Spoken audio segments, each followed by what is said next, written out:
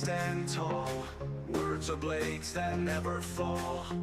Debate like warriors brave. Every thought we give and save. Through the noise we cut clean. Spirited minds sharp and keen. With a spark that lights the night.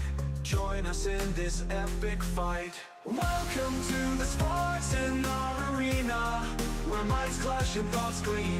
In the heat of every word, truth and insight will be heard.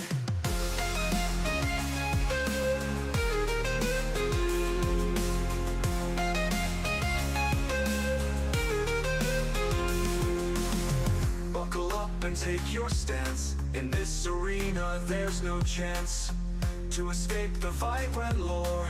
Dive in deep and search for more. From heartfelt talks to fierce debates, we explore what fate creates. Side by side we seek the light. In the dark our minds ignite. Welcome to the sports in our arena, where minds clash and thoughts gleam.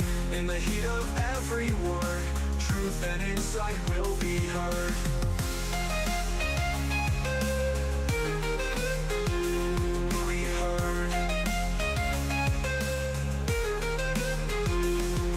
Heard. Will be heard.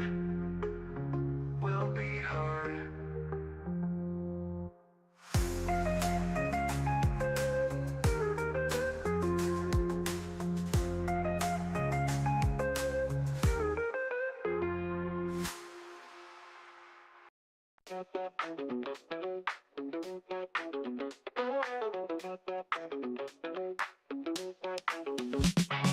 Welcome to the spot.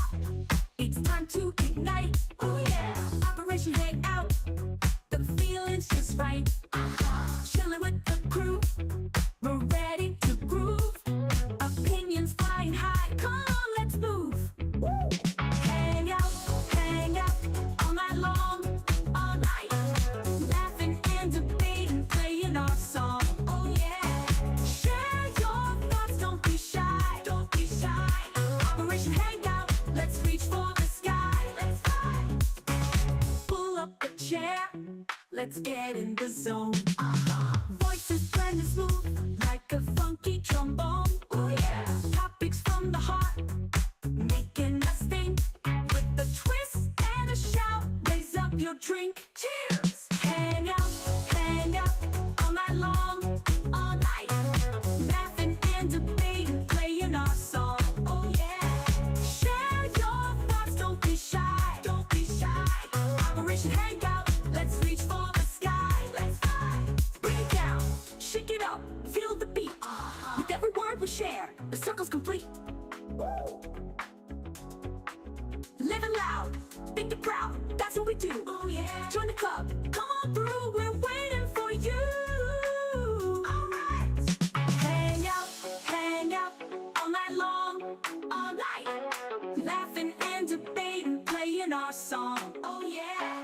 Share your thoughts, don't be shy. Don't be shy. Operation Hangout, let's reach for the sky. Let's fly. Hang out.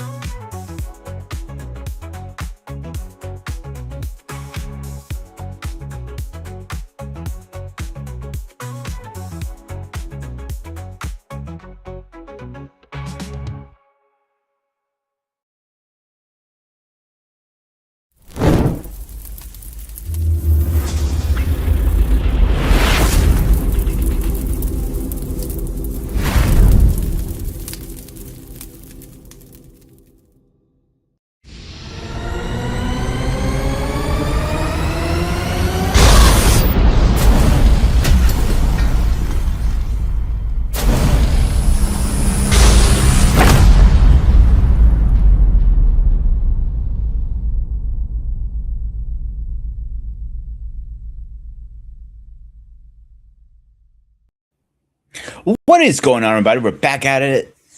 Yeah, let's try this again. What is going on, everybody? We're back at it once again at this live, and I am twisting my words. All right, let's try this for the third time.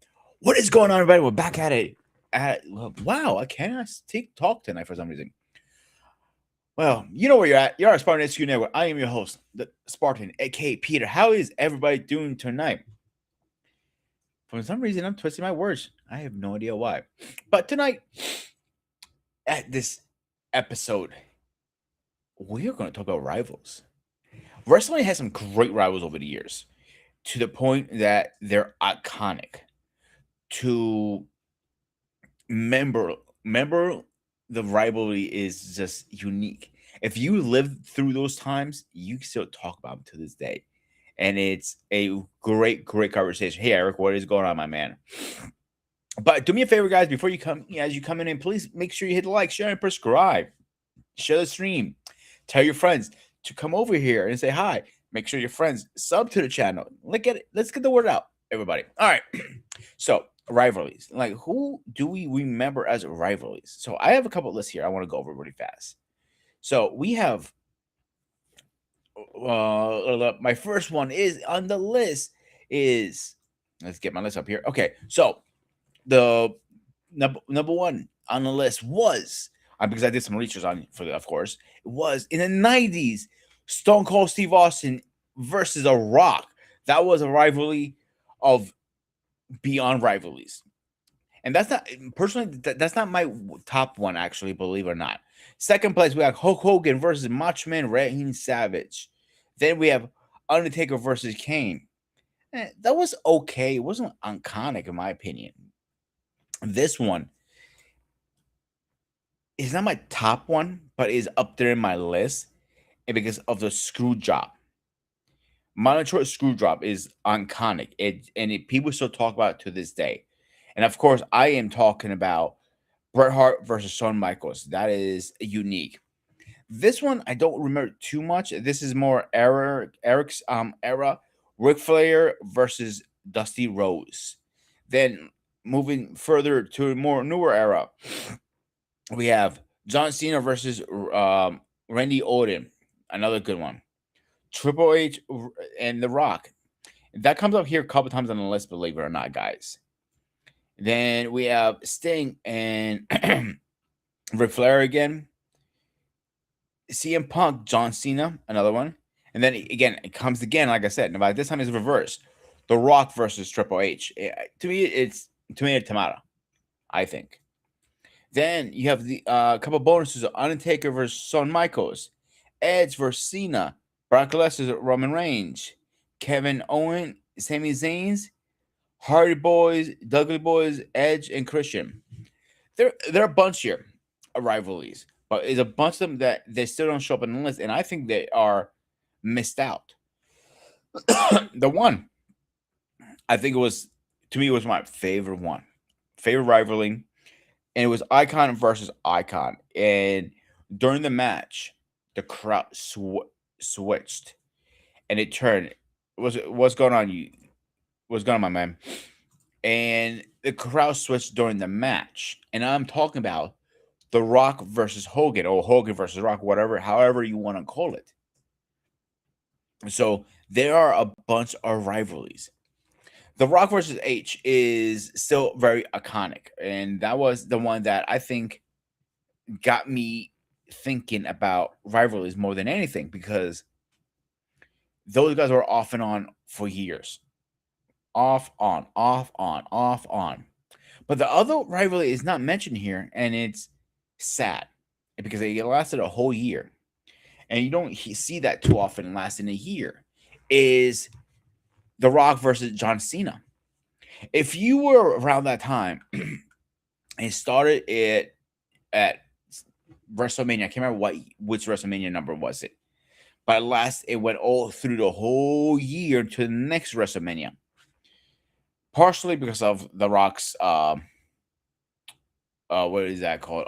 Acting career. He was way too busy. And Eric says Ric Flair and Dusty Rhodes are like Manfai Ale and John Fraser of pro wrestling. Oh, I'll give you that. You know, Dusty Rhodes, you can say a lot of things. I think he was a very good talker on the mic. I have to give the guy credit. But he talked different than most white wrestlers. If you really think about it, he talked more like a Southern black wrestler in a way. He had a unique way to be on the mic, and I like that about him. That's one of my favorite things about him. The way he was on the mic doing the promos was different than anybody else, and it was unique. But before we go on, let me drop the link and let's post the rules. So first of all, guys, as always, oops, damn it, wrong button. I changed that one out by accident. Oh, where are you? No.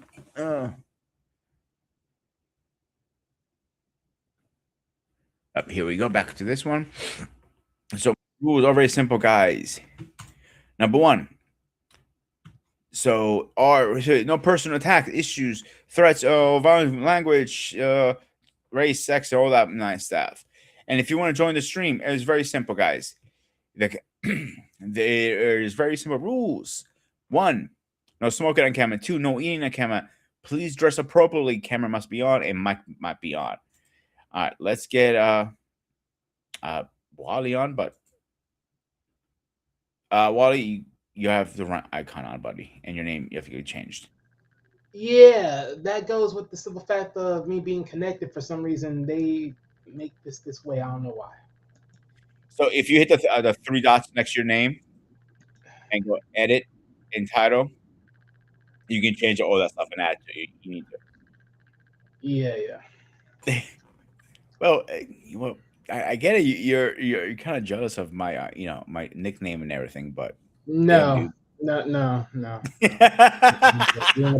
You know you walked into that one, my man. You know you walked into it. No. All right, guys. As I promised, here's the link. If you guys want to join the chat, you are welcome to join us tonight. So, Wally, rivalries. What you got on this? I mean, well, when it comes to wrestling, rivalries is probably the most biggest and most importantest thing within wrestling history. I agree. I agree 100%. Which one's your favorite rivalry? My most favorite. That's a hard one, isn't it? It's hard. I mean, it really all depends. I mean, are we just strictly talking about WWE here? Or are we just talking about just any rivalry? I'm not familiar with other promotions as much, so I'm sticking with WWE and WCW personally. But you can speak from other promotions, like other ones. I know that for a fact. Well, for me, as of this moment, if I'm just sticking to like a more of the yesteryear's version, honestly, I think I think anyone that knows wrestling enough would know like the funniest bit of wrestling, like the funniest conversations are literally like Stone Cold with Vince. Like it's literally the most iconic wrestling rivalries in the whole wrestling business. You got the worker, you got your top star going against the boss, and the boss. Oh, I forgot about that one. You have a good point. It literally made the ultimate like rivalry of greatness. It's like one moment he's literally beating the daylights out of him. He's at the hospital. Oh yeah, I'm gonna beat you. I'm gonna beat you every which way. That was the highlight. Oh yeah, that was the highlight. Literally, he had a cast on his face. I remember that. Yeah. That was hilarious. And then it was like, and it's even to the point where like it all flipped when he eventually became allies. I'm like, okay, wait, rivalries to allies. I'm like, okay, dude, look at when Shawn Michaels came back to the company, he was rivaling against Triple H. Then a few months later, they're back with the Generation X. They reunited, if you remember that. Yeah, that's like my favorite one was actually, I don't know if you really call it a rivalry, but it was Icon versus Icon, was Hogan versus The Rock. That was my personal favorite one. But, go ahead. You go to something? No. I was just thinking about it. Yeah. Personally, the reason it was my favorite one is partially is one, it was a passing of the torch from Hogan to Rock. Gotta give him credit for that. As much as he was not a great person, and we found out later on, but during the match, the crowd switched.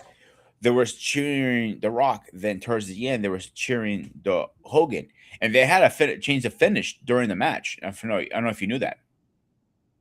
Yeah. So it's definitely there are some unique rivalries. The one I thought was hilarious was the Stone Cold versus The Rock. That was a pretty funny one too. Yeah. I mean, because I don't look like, I wouldn't say too much The Rock and Hogan being a much of a rivalry. That was much more of a, I would say, like, you would want to say like one of those special moments in wrestling, like, oh, we never thought this would ever happen, but it Hmm. happened. I wouldn't say that it was much of a rivalry, let alone passing of the torch, because at that point, like early 2000s, it was literally Stone Cold and The Rock being the more pivotal stars. Yeah. So during a couple of my lists, I did a quick list. I'll give you two different lists. So on this list from ChatGPT, it says number one place is Stone Cold versus The Rock. Second place is Hogan versus Macho Man. Undertaker versus Kane. Bret Hart, Michael's screw job. We know what happened to that one. Yeah, that A was fucked up situation. that was a really true pivotal rivalry. That was between being the show and then being the worker. Because literally that literally was the rivalry was. It was like, do I pick the guy that can do the job, or do I pick the guy that can actually, do to live up to the ambiance? And we all know what Vince chose. He chose the ambiance. And also behind the scenes from the documentaries I had seen back then, Brett and Sean did not like each other at all. They hated each other's guts back then. I believe so, yeah. But I think, yeah, I mean, in more cases than not, I believe, yeah, that was the case. But I think, because as you hear the stories and everything, I think more so than not, I mean, to my Mhm. belief, right? I think that was more fabricated than it was like true hate. But I don't know. I'm not two people, so. From my understanding, again, I might be completely wrong. Brett had zero respect for Sean for a couple of reasons. The way he carries him, he wasn't really professional, he felt backstage. Second, Sean was completely Yeah. fucked up on who knows what kind of drugs he was on. He wasn't not on. I can believe that with the tout of, like, because when you hear a lot of the stories back in the good old days of wrestling, a lot of people did a lot of things back Oh then. yeah. And Brett was probably one of those guys that were way more serious, and he looked at Sean like a goofball that didn't take this serious at all. And because of that, that could be the added flair to the whole thing. But I think that goes to the whole thing is like, you guys are taking hits, you guys taking blows, and that pain is just so much to the point you end up taking drugs just to loosen up from that. And then eventually, because of the drugs you take, or whatever substance, it makes you a fool. So yeah, like I said, that's what I'm saying. Like, certain things like that just makes it worser, and you're not looking at the whole thing really in clear sights. Yeah, that's the biggest reason what I heard why Brett didn't like Sean. And our drugs are known for, now they got more serious. They started doing drug tests on a daily basis. They got more serious with it. I remember watching the documentary, and he said it himself. Kurt Angle, went to Vince's office. He asked for his release because he thought he was going to overdose if he didn't get released. That's how bad his Mhm. drug problem. And that's one person I did not know. Excuse me. I didn't know Kurt Angle had a drug problem till years later. I didn't know he had issues. No, yeah, because when you hear a lot of his stories, he was so banged up in so much ways. He was taking a lot of, like, some drugs just to try to maintenance that. And I was like, damn. Think about it, bro. He broke his neck during the Olympics, and he wrestled through it. Yeah. That breaking any bone hurts, but going through a match, I don't care if it's a martial art match, boxing match, wrestling match, I don't care what kind of match it is, and you're pushing through the pain to Mhm. win it still, that cannot cause any good over time. Oh Right. man! All right, let me finish the list really fast, and I'll go with the second list. So Ric Flair, Dusty Rose. I don't remember this too much, but I know Eric does. John Cena, Randy Orton, I do remember that one. Triple H, Yeah, that's another high end. yeah, that I remember seeing clips, but I don't remember watching. I think I was too young for that one personally. Triple H and The Rock, Sting, Flair, CM Punk, Cena, and they repeat Rock and Triple H twice here for some reason. I don't know why. Bonuses here is Undertaker, Shawn Michaels, Edge, and John Cena, Brock Lesnar, Roman Reigns, Kevin Owens, Sami Zayn, Hardy Boys, Dudley Boys, Edge, and Christian are the bonuses. Okay, yeah. Now, see that rivalry, that should be a very well remembered rivalry in the tag team division. That when you're talking about high end rivalry of the Mhm. tag team division, that is literally the poster boy, the poster child of the story. Like if you had a poster, that would be the story right there. That would be the story because that laid the foundation of the tag team division at the highest moments. Oh, absolutely. To which then it created the TLC match. Yeah, yeah, and that's what, and we still have it now.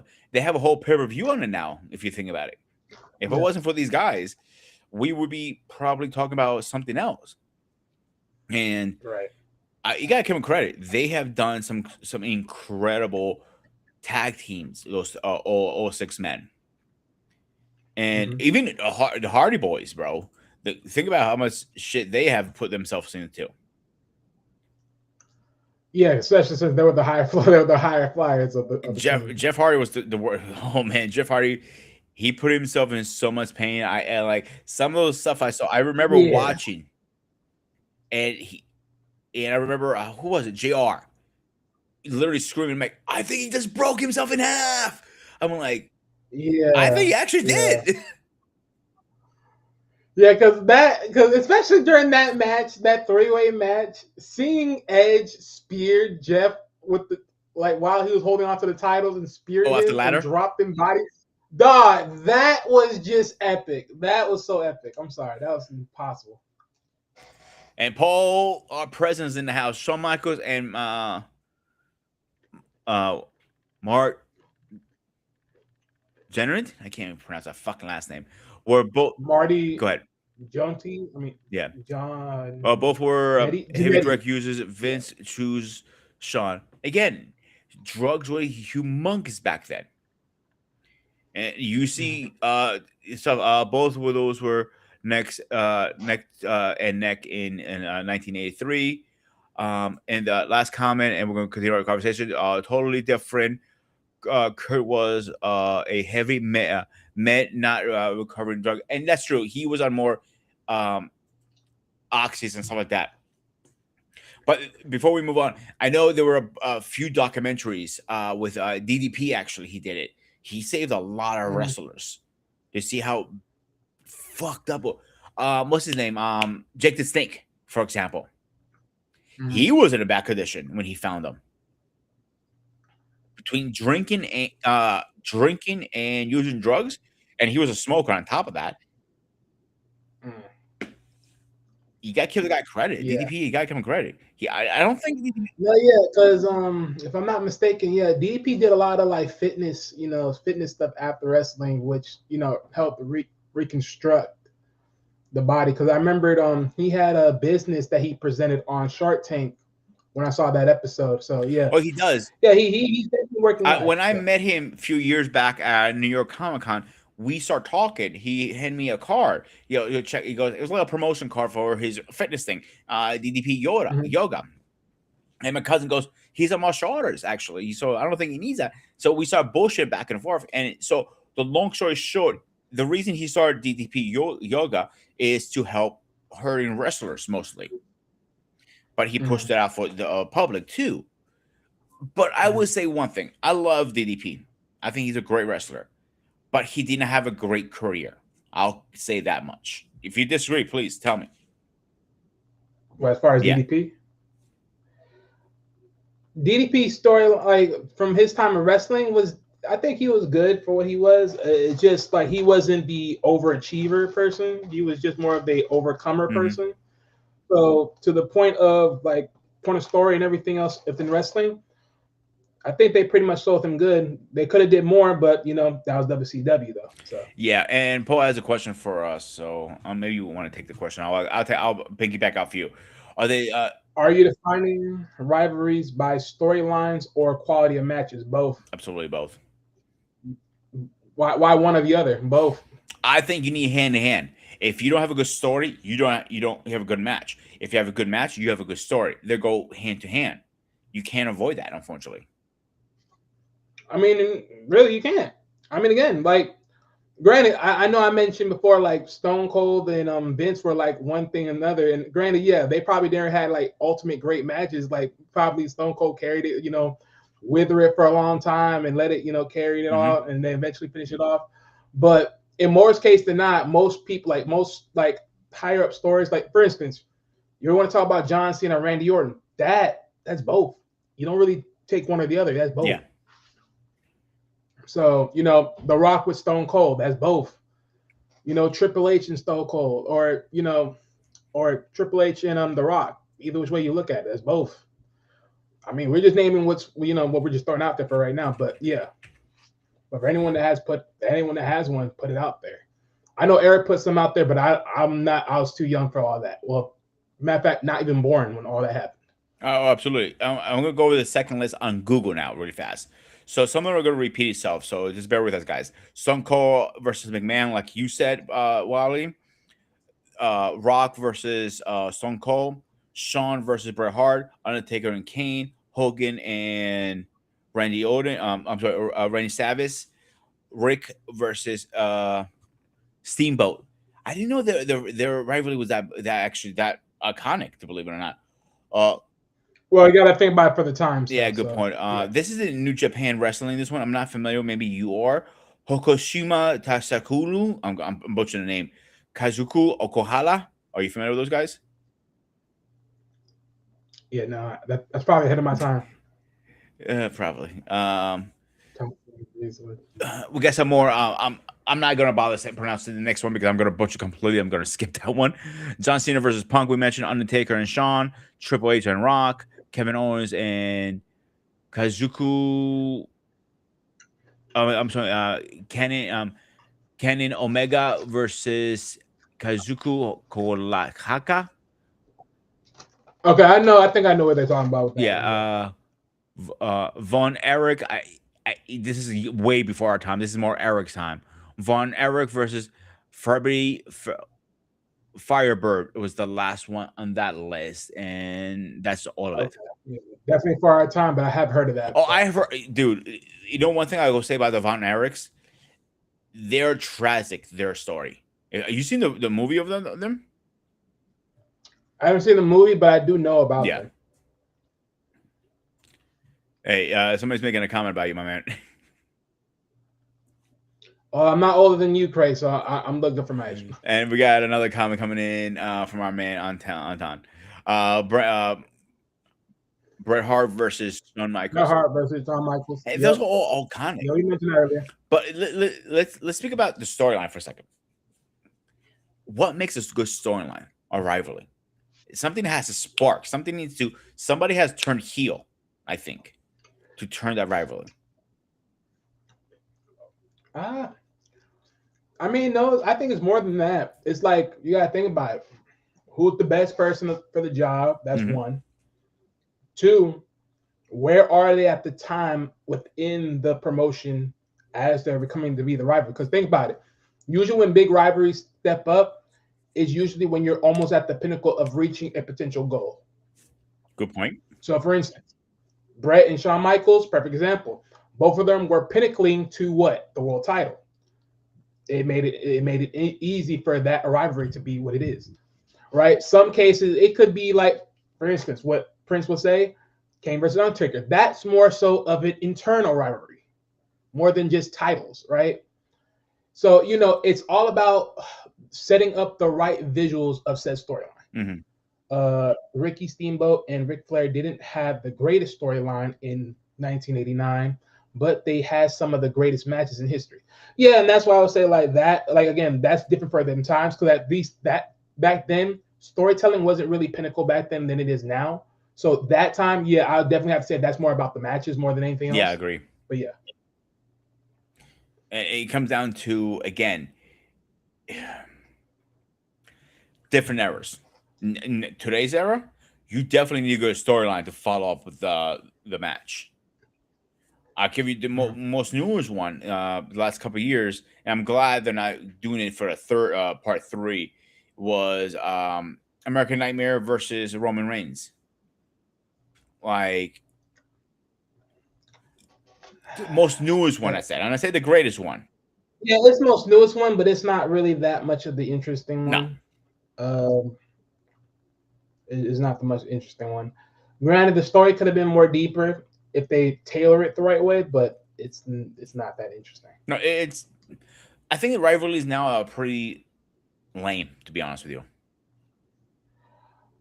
Yeah, because you got to think about who's the one running the stories, who's the one writing them, who's the one curating Edge. it.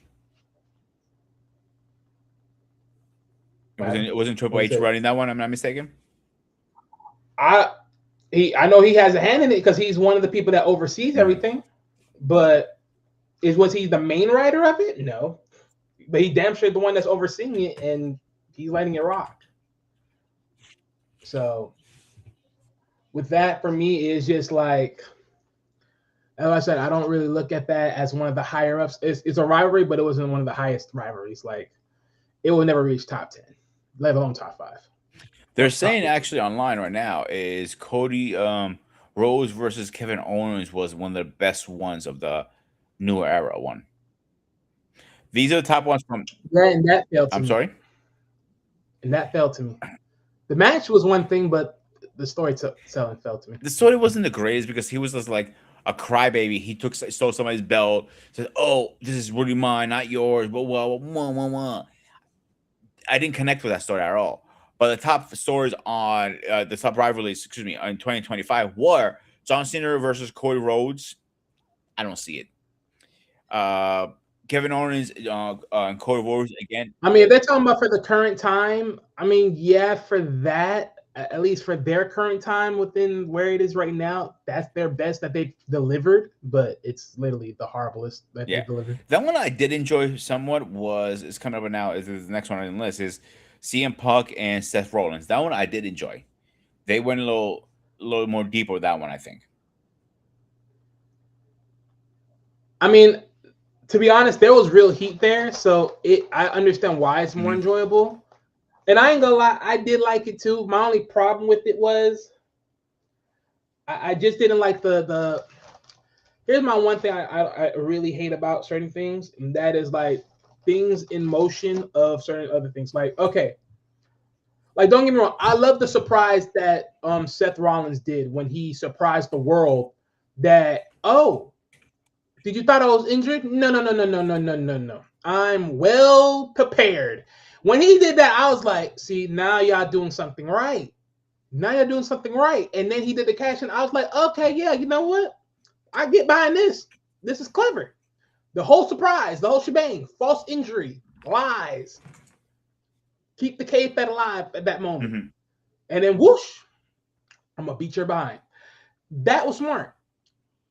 Now, granted, the sad part is because not knowing that the injury was gonna happen, that's the only thing that's sad. But that's what I'm saying. Like sometimes these things like is all depending on timing, and timing tends to fail off. But ultimately, honestly, as far as the newer time of this, like 2024 to now, that probably is the best story that they delivered so far, in my opinion. The thing with my issue lately, I don't know if you have realized it.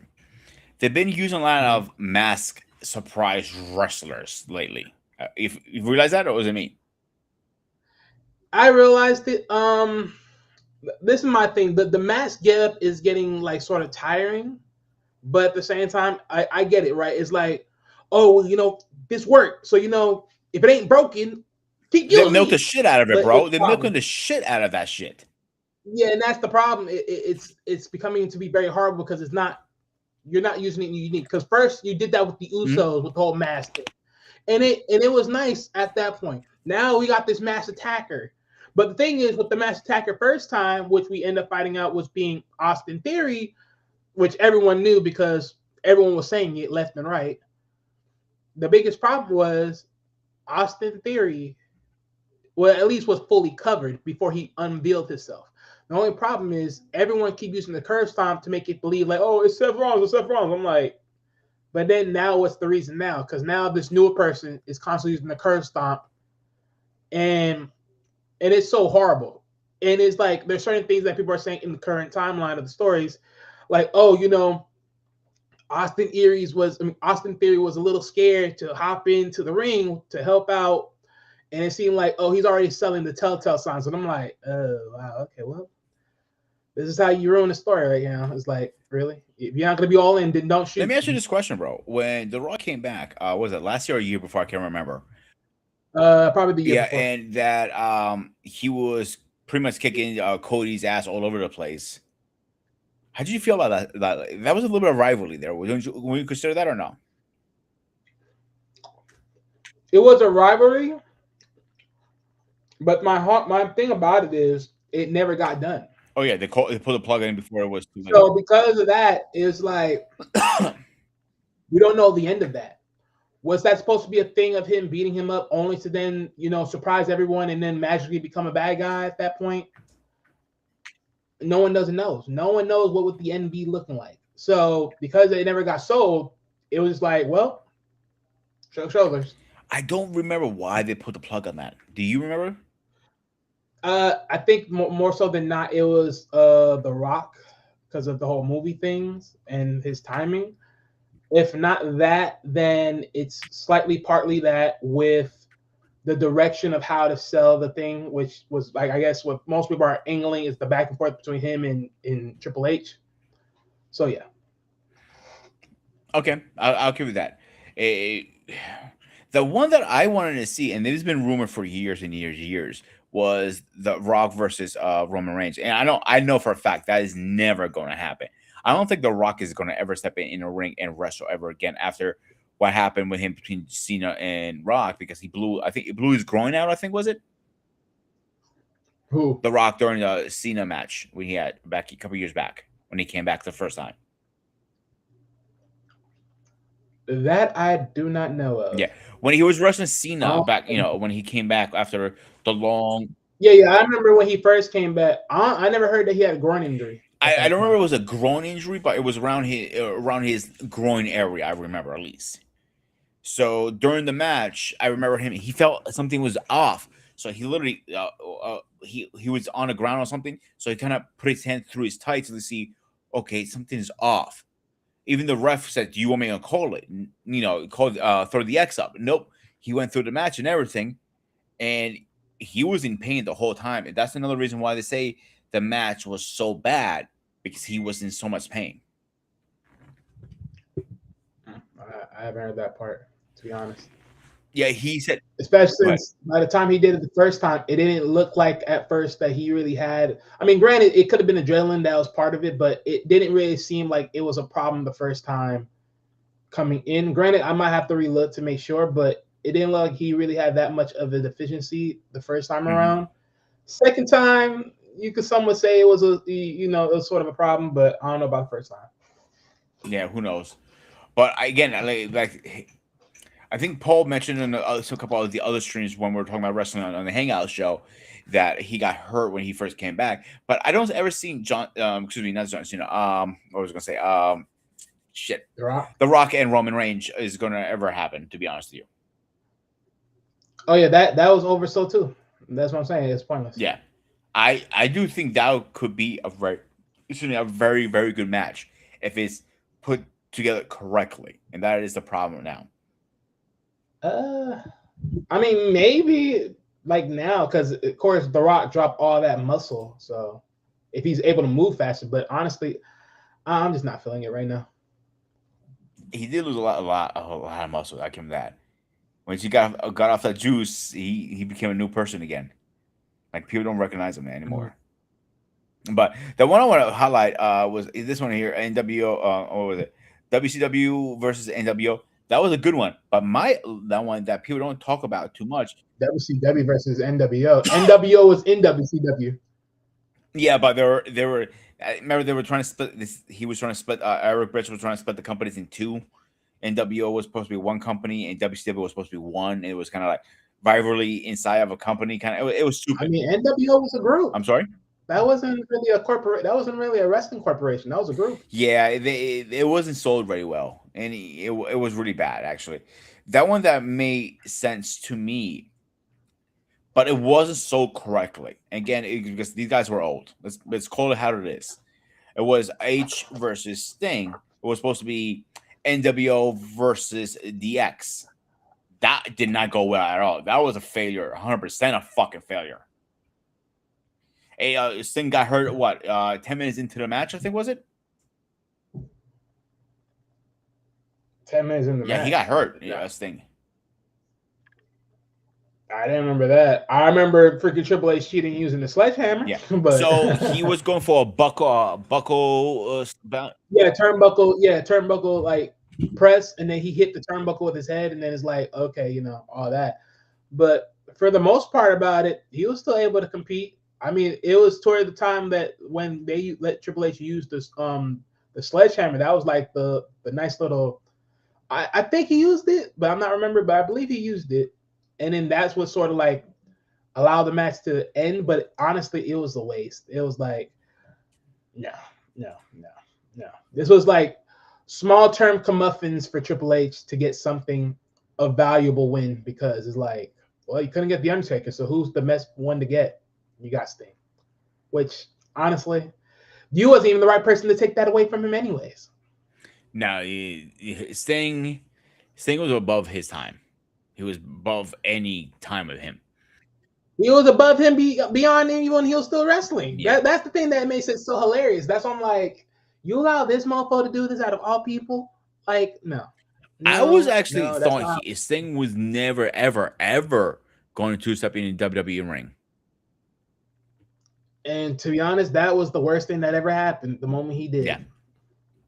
Don't forget, Vince was also in charge still at the time. So, and that's what there was a time that. Yeah, but I think with Vince, at least with Vince at that time, that was more so he was very health conscious, meaning the moment, oh, you got too brutal, you got too injured based upon how the injury and how they said it, Vince was like, we got to pull the plug.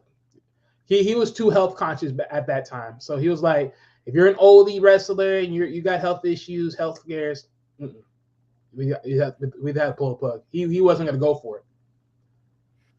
And that was bad. That's what I'm saying. Like, in all totality, it was just like bad timing. It was bad timing, bad story, bad everything. It was nothing good about it. Well, yeah, it was bad everything, but like I said, it was just bad time. Because honestly, if you could let him have one last match or whatever, it was like, granted, if that didn't happen in the news or the information of the health scare wasn't as severe, we would have more likely got Undertaker and Sting. That would have been a good one, actually. Because everyone been asking for it. Another one that I think it would have been good, but they're so far apart in age, I don't think it would ever happen. And unfortunately, we lost one of them. It would be Undertaker and what's his name from the Wyatt? Oh, Bray Wyatt. That would have been a good match, I think. If they were closer to age. I mean, technically, they already had the match during the time, actually. They did? I don't remember that. I don't know if you look back. Yeah, just look back, because it was pretty much Undertaker and Kane going against the Wyatts back then. I don't remember that for some reason. Yeah, it happened. It happened. It happened. What do you think about the Wyatt 6 right now? Because I don't think they're doing a good job with that. They fucked that up completely. Yeah, I think they need to scrap it completely and get rid of them. Or break him up or something at this point. They've been dropping a lot of balls on a lot of good storylines this year. Literally, everyone literally has nothing. It's like, this is why I sit here and say this. Like, you want to see it? Like, again, anyone can look at any of these storylines and ask yourself, okay, it started, it picked up. It started, it picked up. It started, it picked up. That's how every storyline you can think of that was there, then flat in how it all began. It started, picked up, started, picked up, started, picked up. Some just started, didn't went nowhere, and then it's like, okay, it eventually died. I'm The like, few ones there that they do have some steam, they keep repeating them over and over and over and over. What was CM Punk versus man, what's his name? The Scottish guy. Drew Yeah. McIntyre? How many times they repeat? They went over, did that match multiple times. With CM Punk? Yeah. Uh, I mean, oh, okay. Well, actually, now that I think about it, yeah, they did it for a decent time, but yeah. I mean, I wasn't mad about it though, because when they finally chose to end it, they ended on the right note. A bloody mess, banged up, severed, in a cage. I liked it. Yeah. It wasn't a bad ending. I think they went over and over and over, like multiple times. I mean, they did the same thing with what? With what's the guy's name? See, I have to look it up now. But there was other two people they did the same thing with, and you would thought that was gonna go somewhere until it actually stopped in its tracks a little bit, and by a little bit, a whole lot, until like one of them had to leave because yeah. So Carmelo Hayes and what is this called again? What do they call him now? Hold on.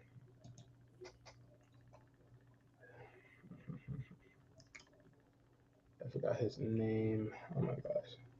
This is why I hate when I have to start searching for people's names just because I don't remember them straight There's off the so head. many. What's my issue too is the names is one and two because they changed the names so many times from promotion to promotion sometimes. Yeah, pretty much. That's why I'm like it's. Oh yeah, Andrade. So between Carmelo Hayes and Andrade, both of them two like had a long standing rivalry, but it was horrible as well. Like people were like, "How long is this gonna keep on going?" They were gonna do it like up to 7 matches, and it was like, "Well, 7 matches for what?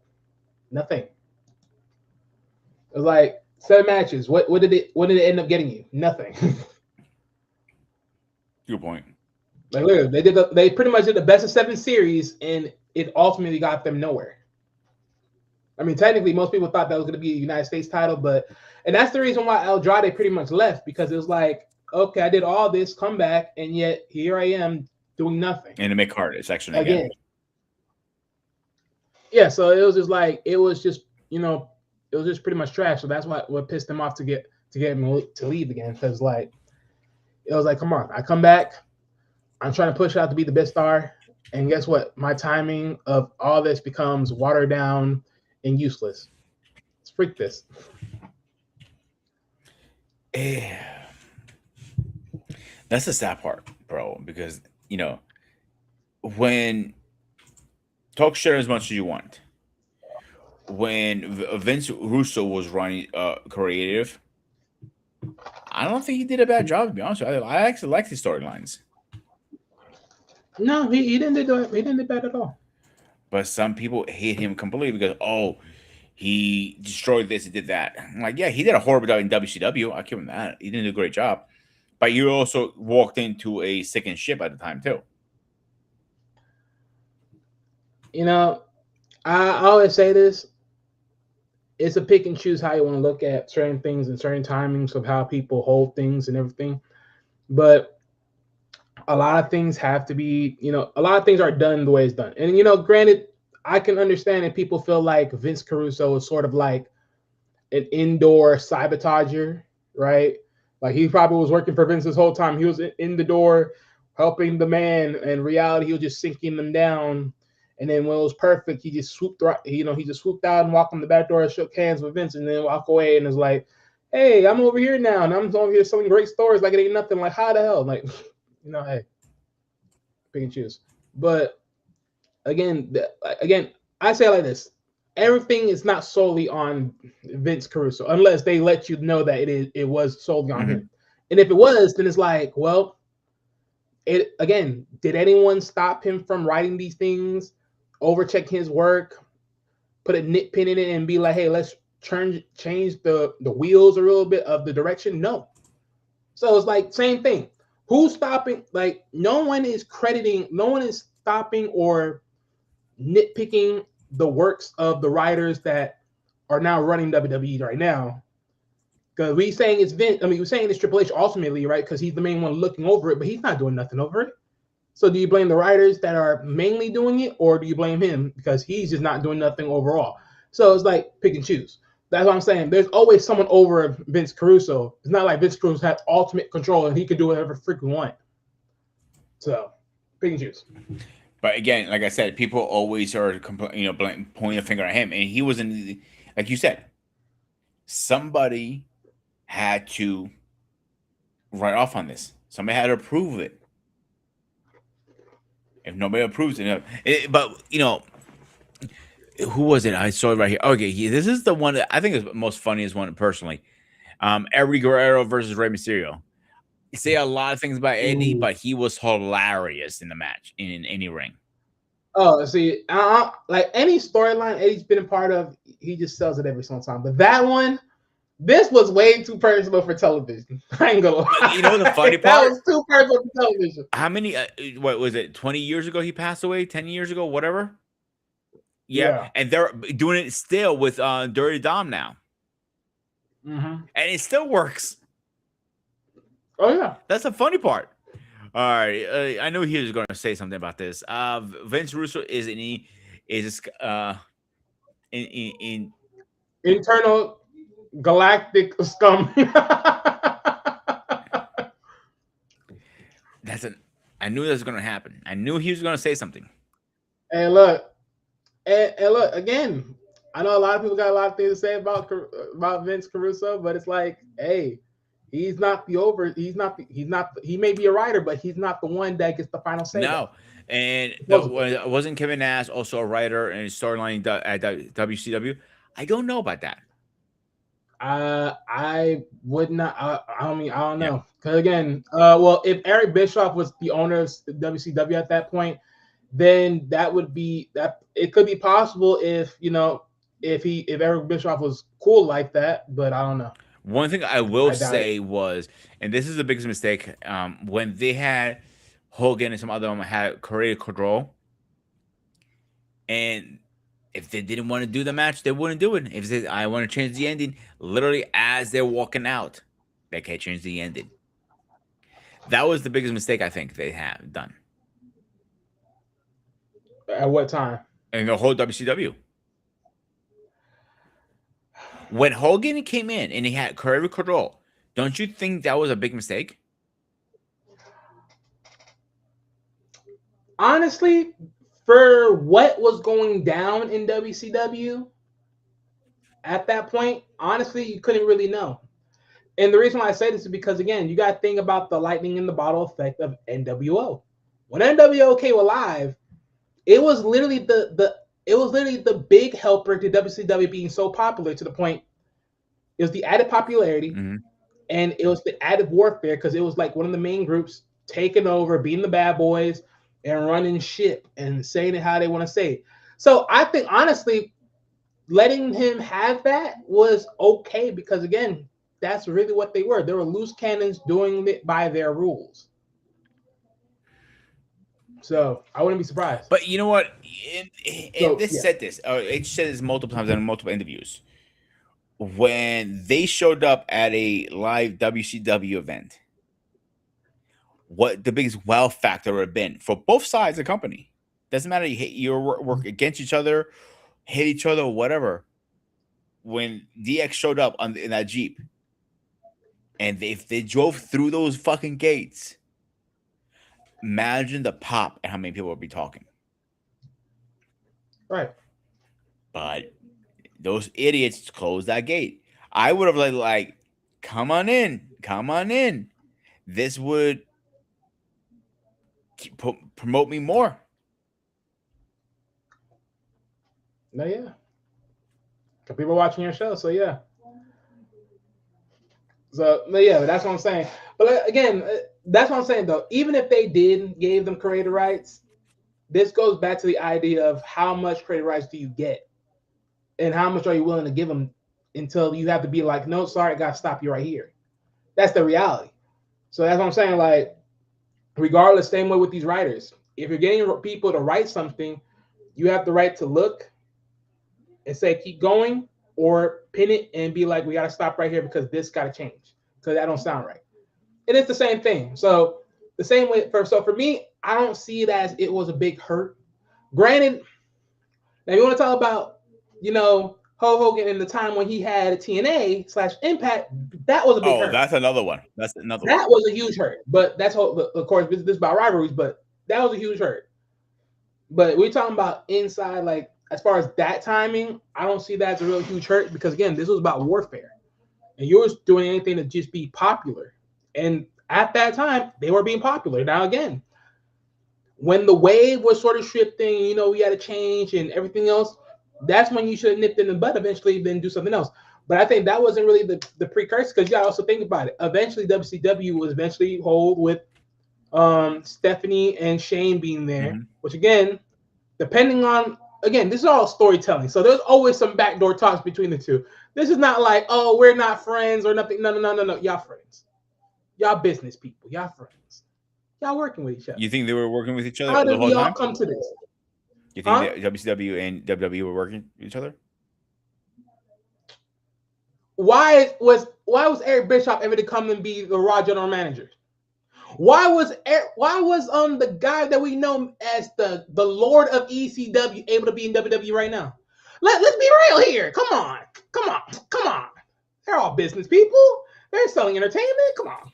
But think of how many people we thought we never going to see back in WWE, and they're back in WWE too.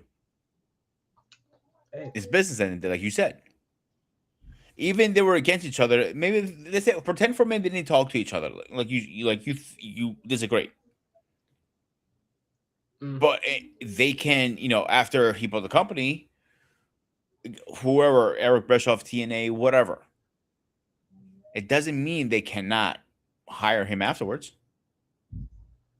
Right. But that's what I'm trying to say. Think about it.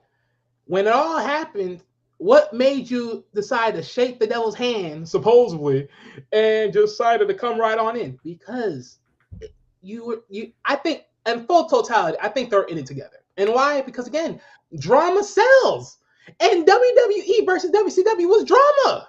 It was drama with entertainment. It sold. The only crappy part is y'all just didn't live long enough to keep on lasting.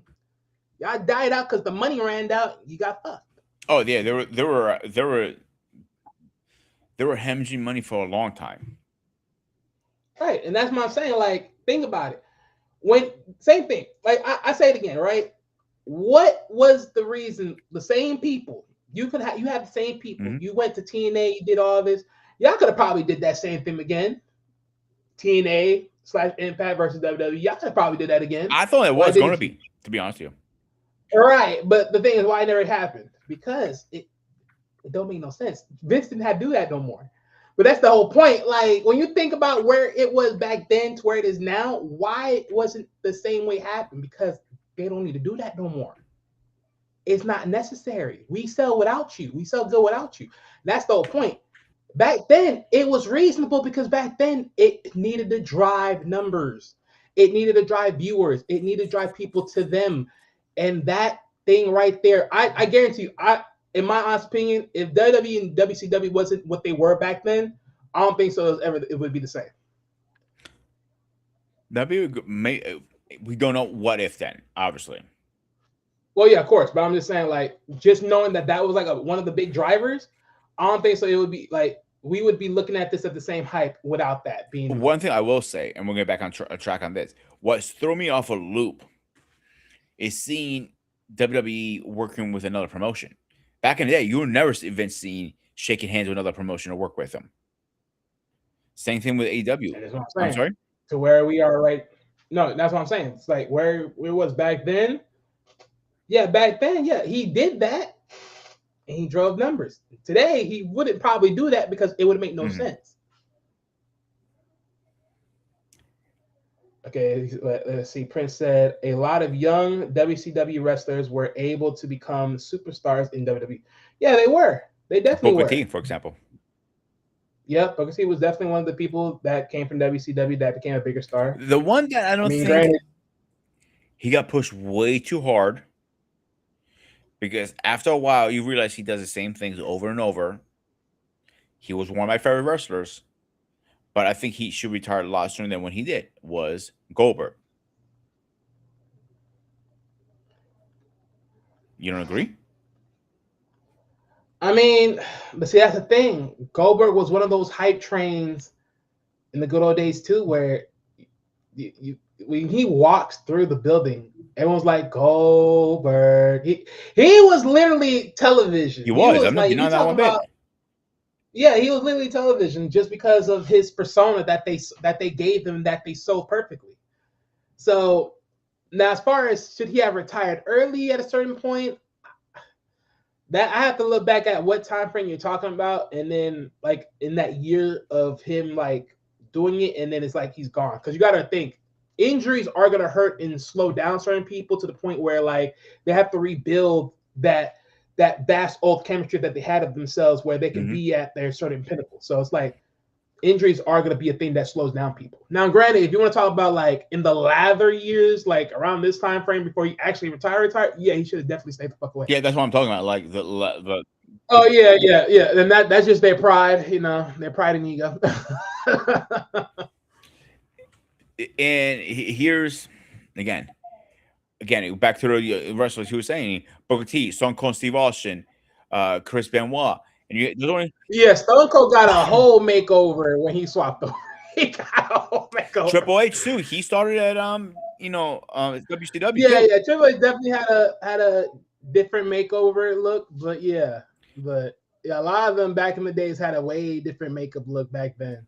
I give another But good example. Undertaker. He started WCW. yeah, he was really grim. He was really grim. Yeah. Yeah, and he did not do well in WCW at all.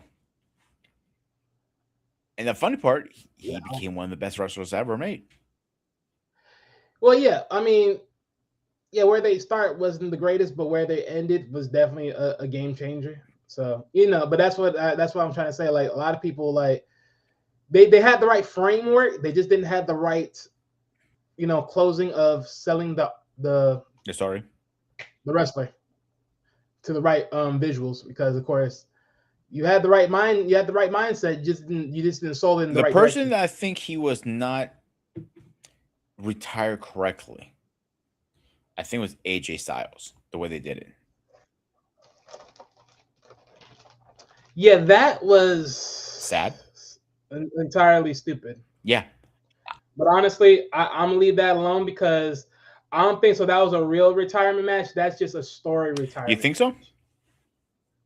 I Yeah, think so. I'm agreeing with because you 100%. here's my thing, right? Because a lot of people were calling that if they're gonna do AJ retirement right, they should have did it in a way where, because especially with the collab with TNA, they should have did it when he retired somewhere like in a TNA match. And I agree with that. The funny thing is what most people, are saying, or if no, most people know, that the reason why it happened the way it happened is because AJ's contract was up. So that's why they just pulled the plug and did it that way. But in more cases than not, AJ's not retired as if like he's done, like he's really done. His contract was up. We might just see him pop up for a little bit in TNA and finish it out there.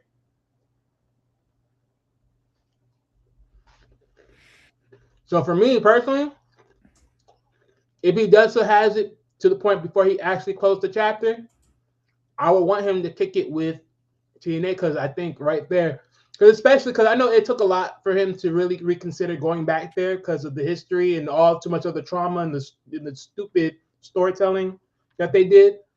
But he was the GOAT. If you're talking about TNA wrestling by itself, the GOAT, hands down. With Sting, I know he said Samoa Joe, in and everyone multiple else. But interviews he was beyond pissed when they got rid of the was it five square circle, was it? You know, no, I think no. Well, he didn't say he was pissed. He said, if you actually listen to some of his interviews, it was actually difficult wrestling with that than it was difficult with just wrestling in the four squares, The Yes. octagon is not an easy way to wrestle. No, no. He's actually, Yes, he said that, but he was upset because you take that away, that makes us any difference from any other promotions. That's bro, yeah, and that's what, yeah, I ain't gonna lie, because that's what I really loved about yeah, I did TNA. too. That octagon ring was unique to them. But because of the twists and turns and the angles, you would have to literally spread out a little bit more room just to really cut up. Yeah, I know. He said when he get back to the force ring, four sided ring, when he landed, oh, it feels a lot better. He said he was like, oh, I'm not You're right, anymore. you're right. Like I can Right. see So the that's what I'm pain because saying. Yeah, you need a lot more room for yeah, that. because you're spread out like you said. So the give in the mat is not as much. It's more stiff now. They got sport somehow. So Yeah. when you're landing on pure plywood now. Before the plywood gived in. So Eric got a comment here, and like I want to see your opinion about this. He goes, so he's pushing back, but he thinks Goldberg kicked Lesnar's ass in pure gold. What's your opinion on this? Yeah, it was funny, but it would have been way more better when they're in their youth and their prime. I mean, well, for his prime, Brock, he still had enough prime in him to really. Cause I ain't gonna lie, if you really took away a story, like took away the storytelling and actually just let them fight, I think Brock is gonna break the brakes off of that man. Oh, I'm absolutely. Sorry. He's gonna break him. He's a real UFC fighter. Even I thought he was not the greatest UFC fighter personally, but that's my personal opinion. But Gray had a comment here really fast. Dude, you're from UK. You guys love fucking wrestling. Come on now, wrestling and soccer, you guys live for. But back to you, what you were saying. Brock Lesnar is a whole different story. I'm surprised Brock is back what he's now because of the whole incident with Vince and everything. I'm surprised legal approved him coming back. I was shocked when I saw that. I wasn't shocked. You knew it was going to happen? Of course. I mean, let's be real. Like, Vince made a lot of stupid decisions. One of them was letting Brock walk away. Because when Brock went into UFC, we all know what happened there. And we all saw when Undertaker was right there. Look, everyone wanted Brock back in WWE. And the thing is, Vince knew it. That's why Undertaker was trying to get Brock back so they can have a match. And Brock was like, no. At UFC, do you think that was something they both kind of like, let's give a little to people to talk about, or was it real beef at the time? I would say it was beef. It's just like because Undertaker said it himself. Like he came there just to convince Brock to come back. I didn't know that. I didn't know that part. Yeah. Just look it up. Yeah, he tried to convince him to come back. It wasn't no real beef. People looked at it like beef because he was there and it was like that. And then like, oh, you're in UFC, and so people took it as that because how the facial looks and everything. But it wasn't like real like crazy beef like that. It was like, hey, I'm trying to convince you to come back. Cause we would have had this thing. No, I didn't know that. The only thing I remember seeing is Brock walking by. They got in each other's face for a minute, and he walked away. Oh yeah. I mean, of course, I'm not gonna literally put the Obviously, tell you what was really going down, but you had to hear it from them to know what was really they're going probably like behind scenes, behind closed doors. They were like probably hugging each other, like, catching the breeze and everything. Right. And next thing you know, they were like, no, this is not happening, dude. Like he probably was making too much money at UFC at the time, bro. Come on. He was. Yeah, I don't blame He him. definitely was. Like even CM Punk tried to be a UFC fighter, he just failed on it. He wasn't a good fighter. Let's be honest here. So there were some other people who tried to be a UFC fighter. Matt Riddle, he wasn't a good fighter either. Well, I mean, CM Punk was too old to be a UFC fighter at that time. I'm sorry. Who was it? Really? Yeah, he was. He was like around his 40s when he tried to do UFC. Yep. I didn't hear who was it again? I didn't hear that part. No, you said CM Punk, right? Yeah, I told you. Like he was too young for that. He was too old. I mean, yeah, absolutely. But for old man, he's not in bad shape either. Funny enough, right? Because Dana White, he tried to get CM Punk to do what was it called? The Ultimate Fighter. He wasn't down for that. That would have been a good seller for them if they did. A very good seller. Batista tried to do the UFC too, and he lost too, I think. Well, no, he did MM. Well, he didn't did UFC, but he did MMA, and he won a few matches. He also lost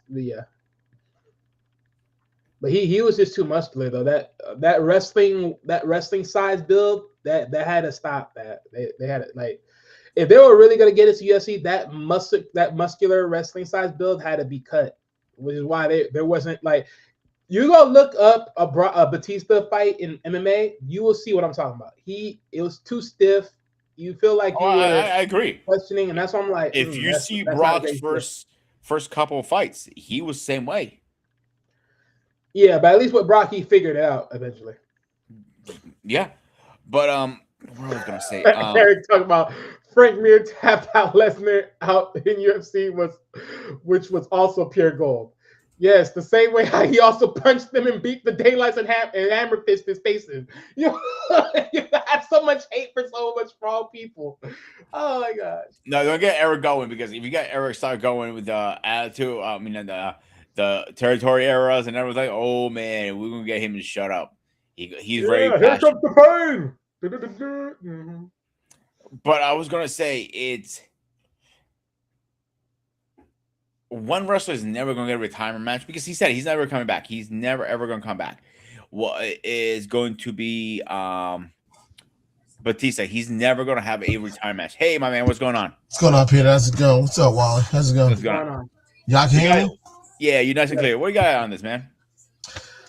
Oh boy, looking at the list of some of the stuff that I sent you guys and just thinking about it. I mean, it makes you think about what could have been if they would have just swallowed, both Vince and Ted Turner would have just swallowed their egos. Who knows what could have gotten done or what could have gotten accomplished if they found a way to just work together. And both of them would have benefited from it. And I think one of the problems with Ted Turner when he ran WCW, he was so concerned about trying to outdo Vince McMahon, not knowing Vince McMahon and his family had been doing this already for quite some time. Yeah. They already had, I think, a 30, 40-year head start on them. You know, something in that nature. And also understanding the territories in certain locations, things like that. Mm-hmm. Like the McMahon family knew everything about the wrestling industry, the politics, the regions, the talent, everything. Ted Turner buys, and I think it was the NWA. I think he bought, or the AWA at that time. It was the NWA, and then turned it into WCW. Okay. And one of the things that helped. What's up, Carter? I'm busy. Pay my son no mind. Carter, I'm busy right now. We have a special guest, ladies and gentlemen. Yeah. And I think what it was once Turner came in and started WCW, bought the NWA to start WCW, he didn't have any understanding of the culture of wrestling. Carter, I'm busy right now. Stop. Stop, Carter. Come on.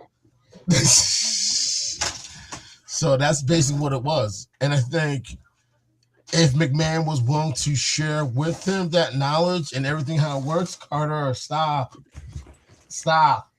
I think his favorite one must have been the Ultimate. He reminds me of the Ultimate Warrior now, in some way.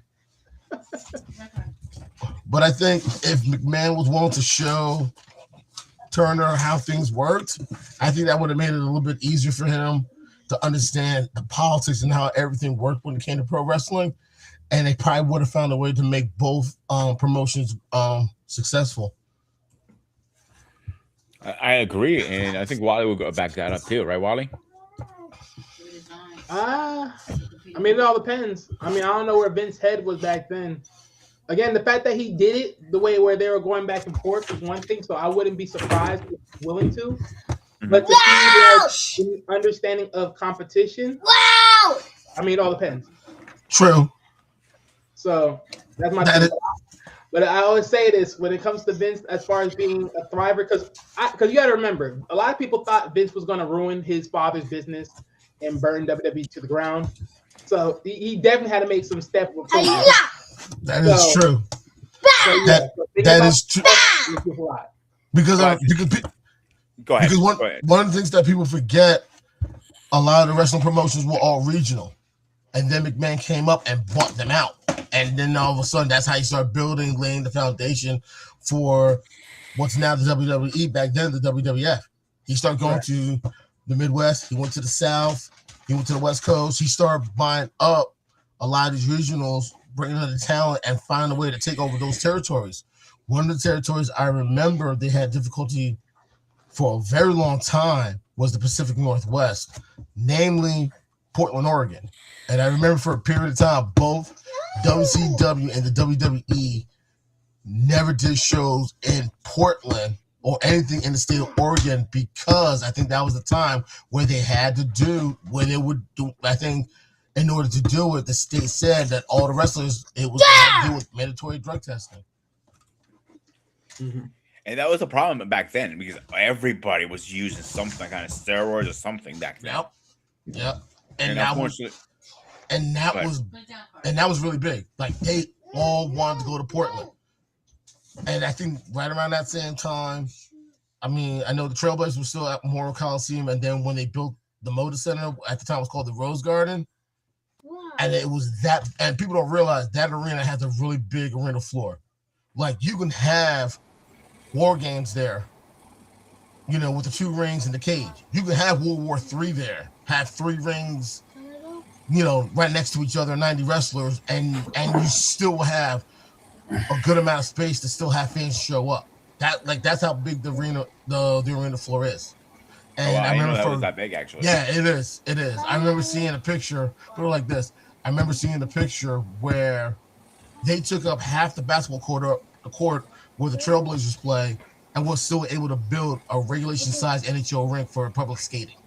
That's how big the arena floor is. And I remember for a very long time, WCW, WWE, ECW, everybody was trying to go to Portland, but they all had to go through the mandatory testing. And I guess after so long, they finally were able to, WWE was finally able to do shows in Portland and in some parts of Oregon. And I think they haven't been the same ever since after that. Mm-hmm. But I just think the thing with, I think that trial back in 94, and I still remember vividly because I graduated high school that year, when Hogan had a chance to take McMahon down and he didn't, who knows where pro wrestling would have been after that. I think it was that steroid trial. Oh, the steroid trial definitely just destroyed them a little bit. They had to do recon, Mm-hmm. PR repair, definitely, because that hurt them. Greg, I am going to kick you in the nuts. I swear to God. Change that right now. Change that right now, or I'm kicking you off my stream. I swear to God. You're going to get an ass you never got. Carter, stop. Stop that, Carter.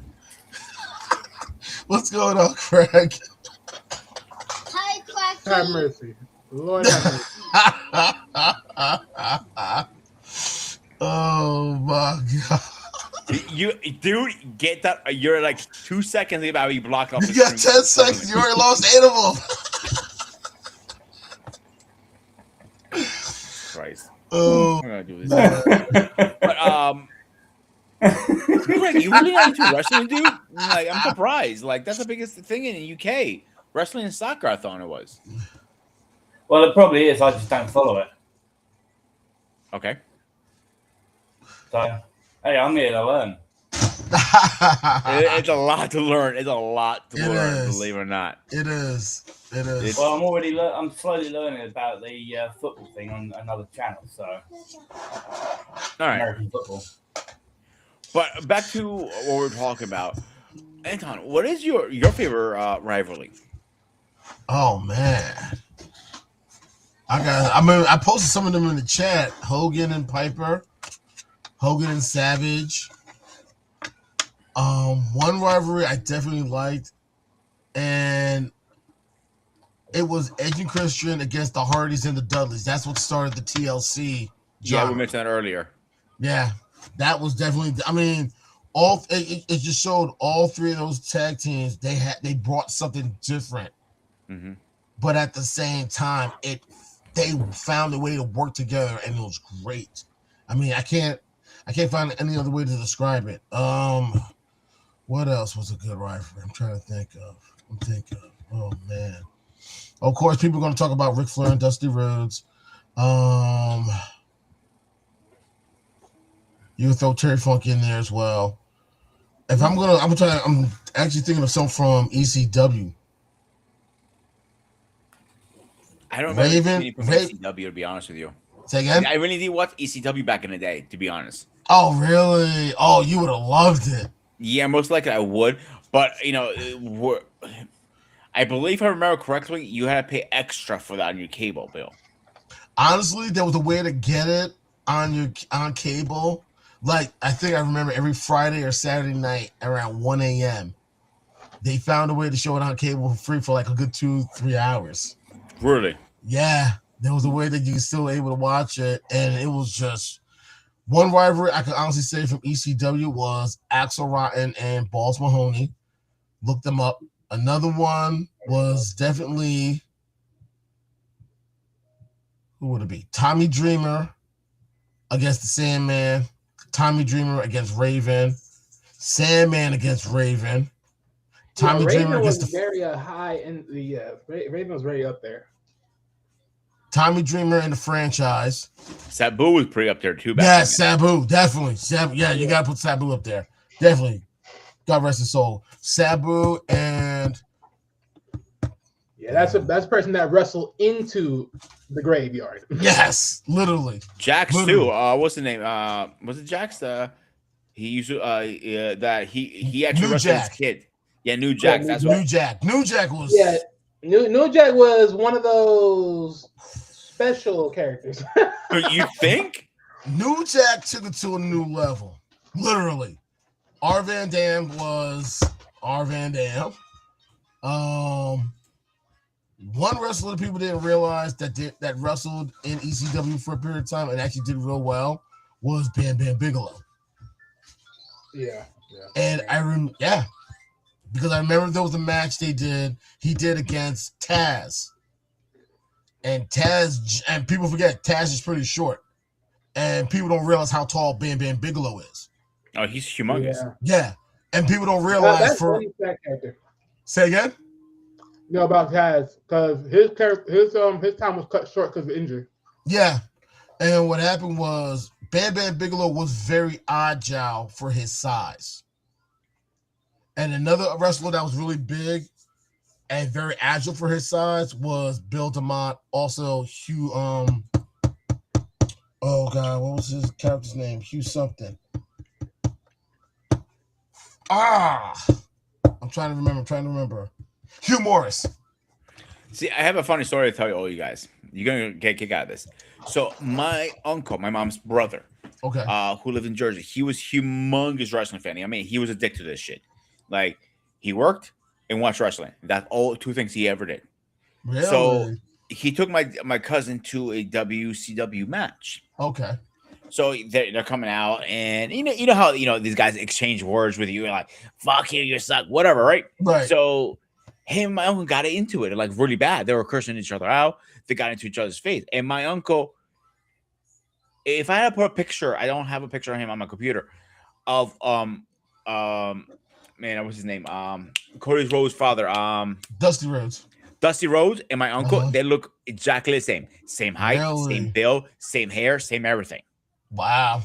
Yeah, and the people I showed pictures they were like, look at me like, are they related and shit? We're like, I don't think so. We're Greek and they're not.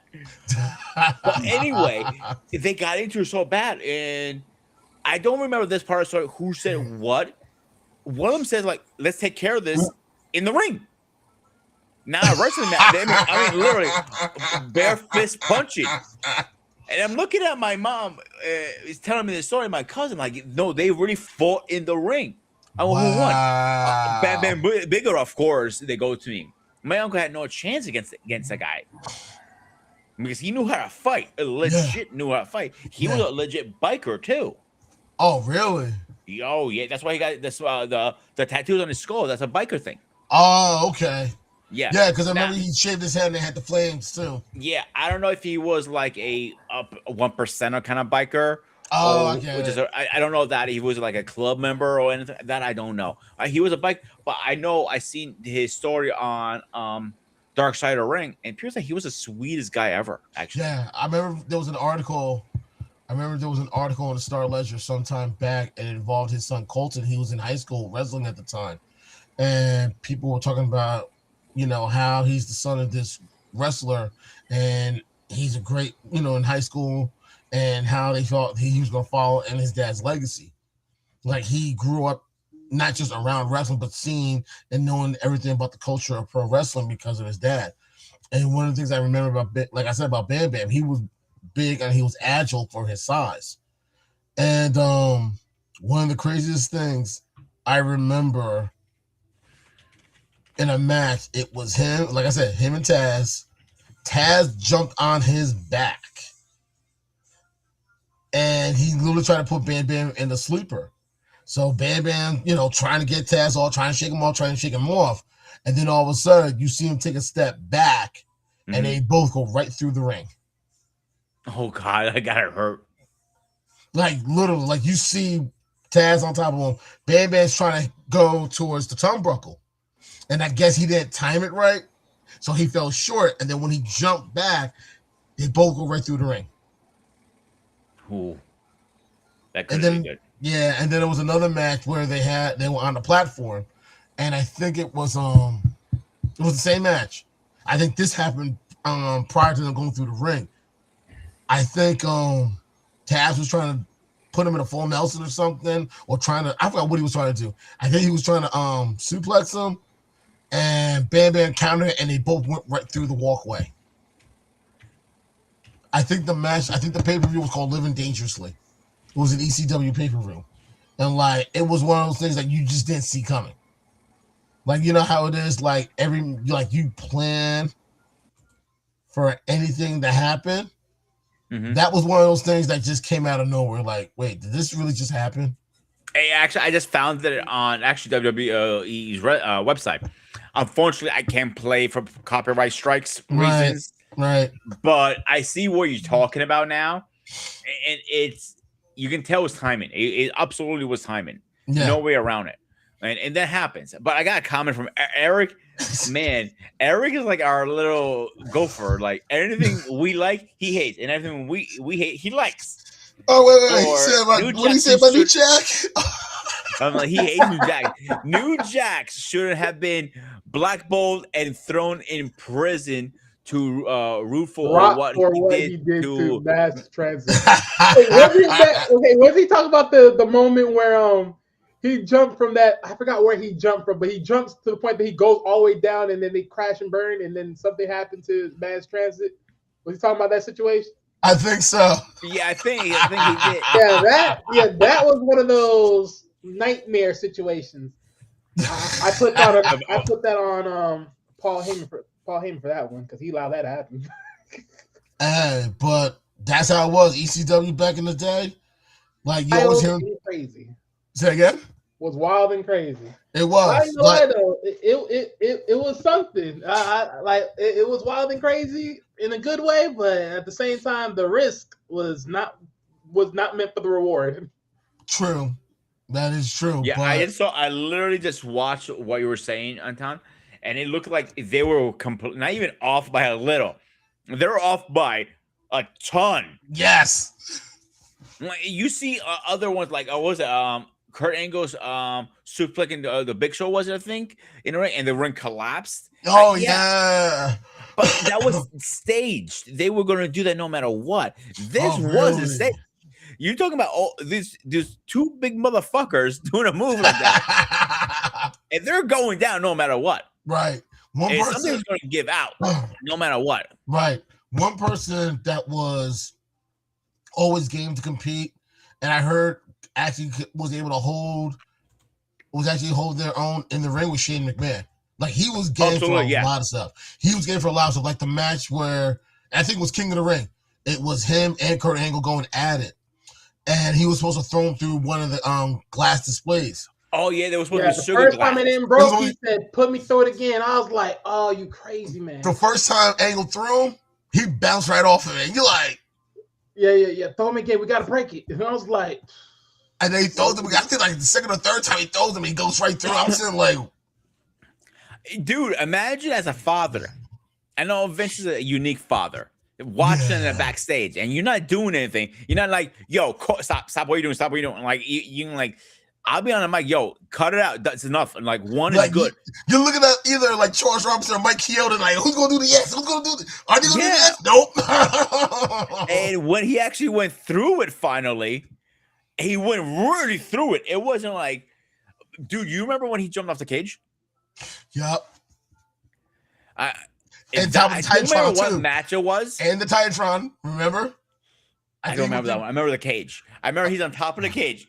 He started doing his cross. He goes, "Side of cross." I'm wondering, like, oh, you are some dumb motherfucker. There was one match, I forgot who he was wrestling, and he stood on one end of the ring on top of the turnbuckle and jumped to the other side of the ring. I forgot who it was that was in the trash can and connected. Oh, and he really connected. I'm like, yeah, Shane. Shane, I give him credit. He put in the work like a veteran. He put in that work like he was gonna make sure. He wanted to show everyone like he wasn't sugarcoating. Just like if he was gonna do it, he was gonna make it look legit. And a lot of people, and from what I heard, a lot of wrestlers respected him because he was willing to put in. He was willing to take it to the next level. He was willing to put his body through a lot of stuff. Yeah. I wonder, again, I don't know too much information about Shane. When he did like crazy stunts like that, did they rehearse it on pads and everything like that before he actually went live? That's my curiosity. I'm guessing they did. Me too. Because from one of the stories I heard, like when a lot of wrestlers arrive on the day of the pay-per-view, a lot of them do the walkthroughs, they go over everything. One person that has a channel, former wrestler, Maven Huffman, he has a channel. Yeah.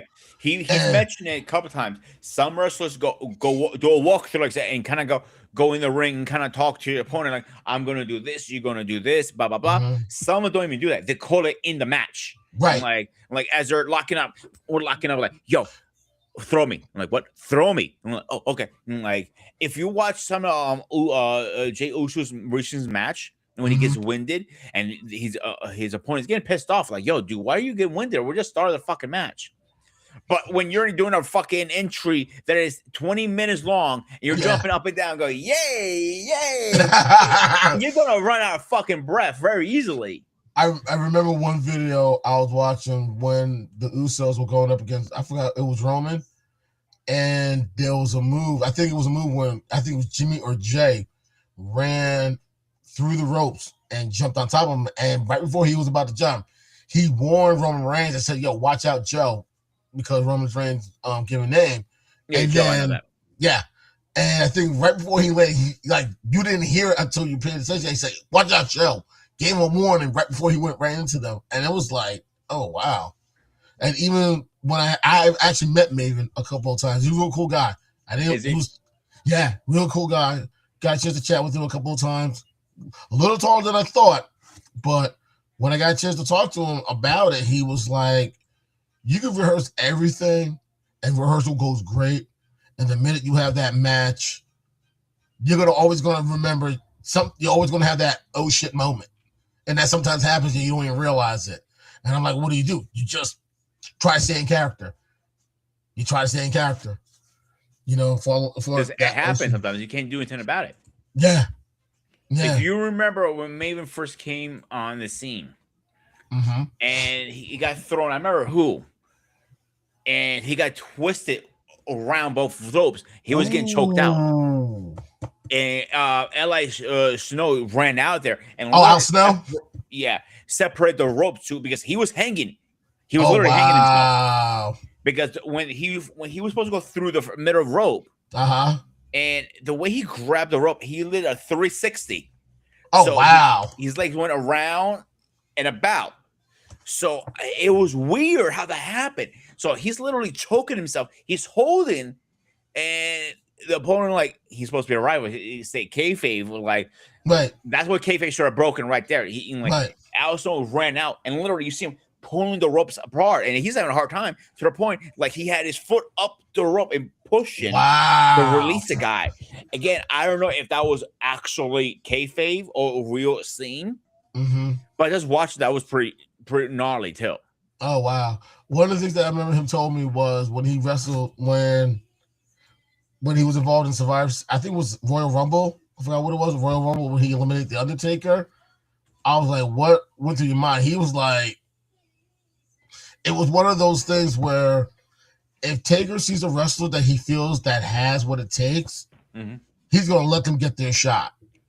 He's going to give them an opportunity. I think I know what you're talking about when he Raven eliminated him in the elimination chamber. Yeah. Survivor Series. I'm sorry. Yeah. And the one thing that Taker does, if he likes what you're doing, he's going to pat you in the ribs. Like, he'll pat you in the ribs, basically saying, you know what, you got this. You're good. You got this. You got a lot to grow and everything else. From what I hear, Taker is like that gatekeeper of the business. He was. That's what everybody says. He's the gatekeeper of the business.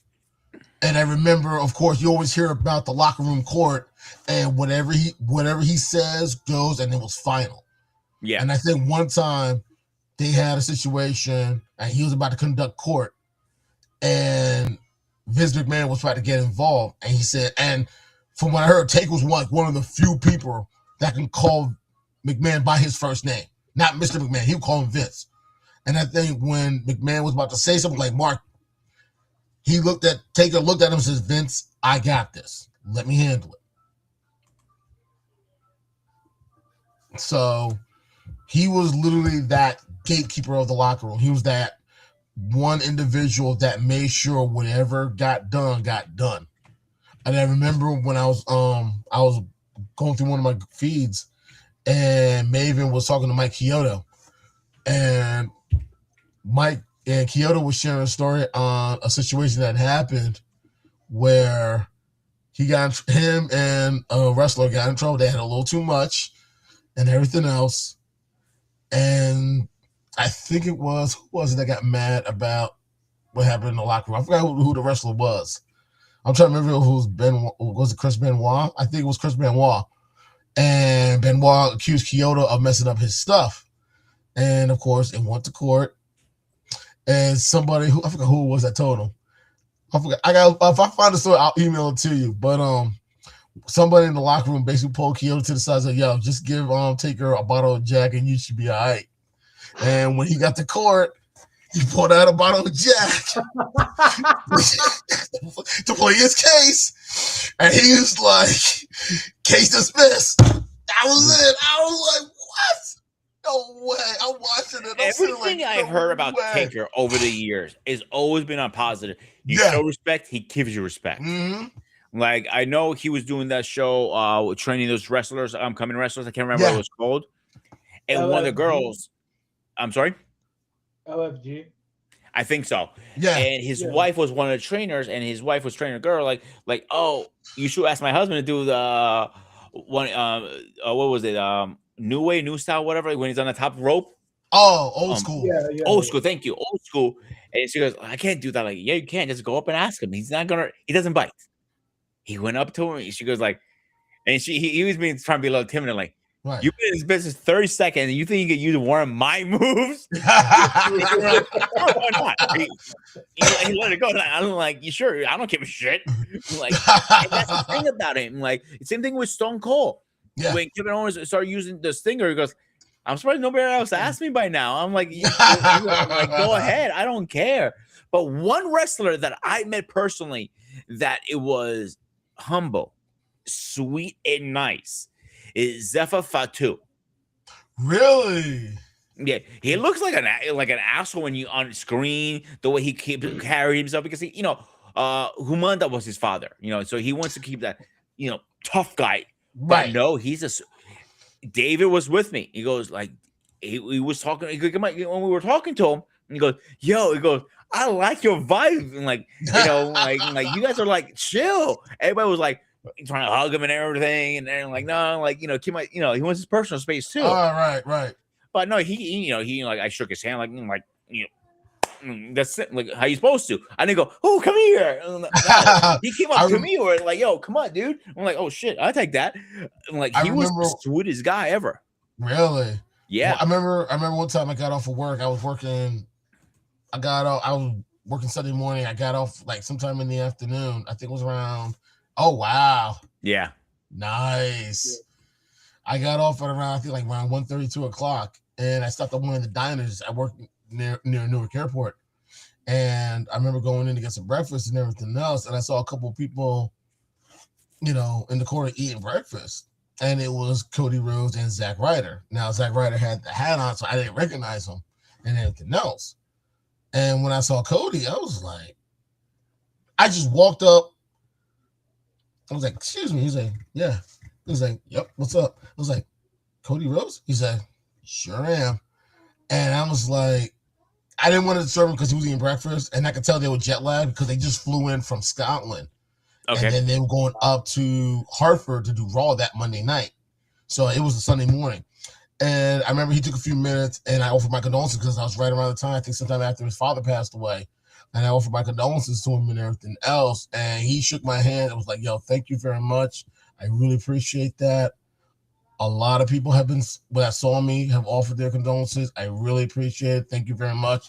And I asked him, like, because I remember him and his brother were rocking the polka dots on their tights at one time.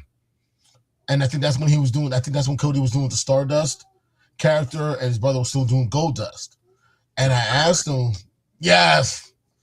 That's how far back he was. That's how far back it happened. I was like, go this way. And I was talking, I was like, are you guys going to keep this going with the polka dots? He says, we're going to keep it going for a period of time. And then after that, we'll see what happens next. But other than that, this is going to be our way, honoring our father and everything else. But thank you for coming to offer your condolences and so on and so forth. And then when I was like, and I was trying to recognize Zack Ryder, I was like, it's Zack Ryder. I'm like, I'm so sorry. He's like, it's okay. I got the hat on and everything else. I actually met Zack Ryder too at Comic-Con.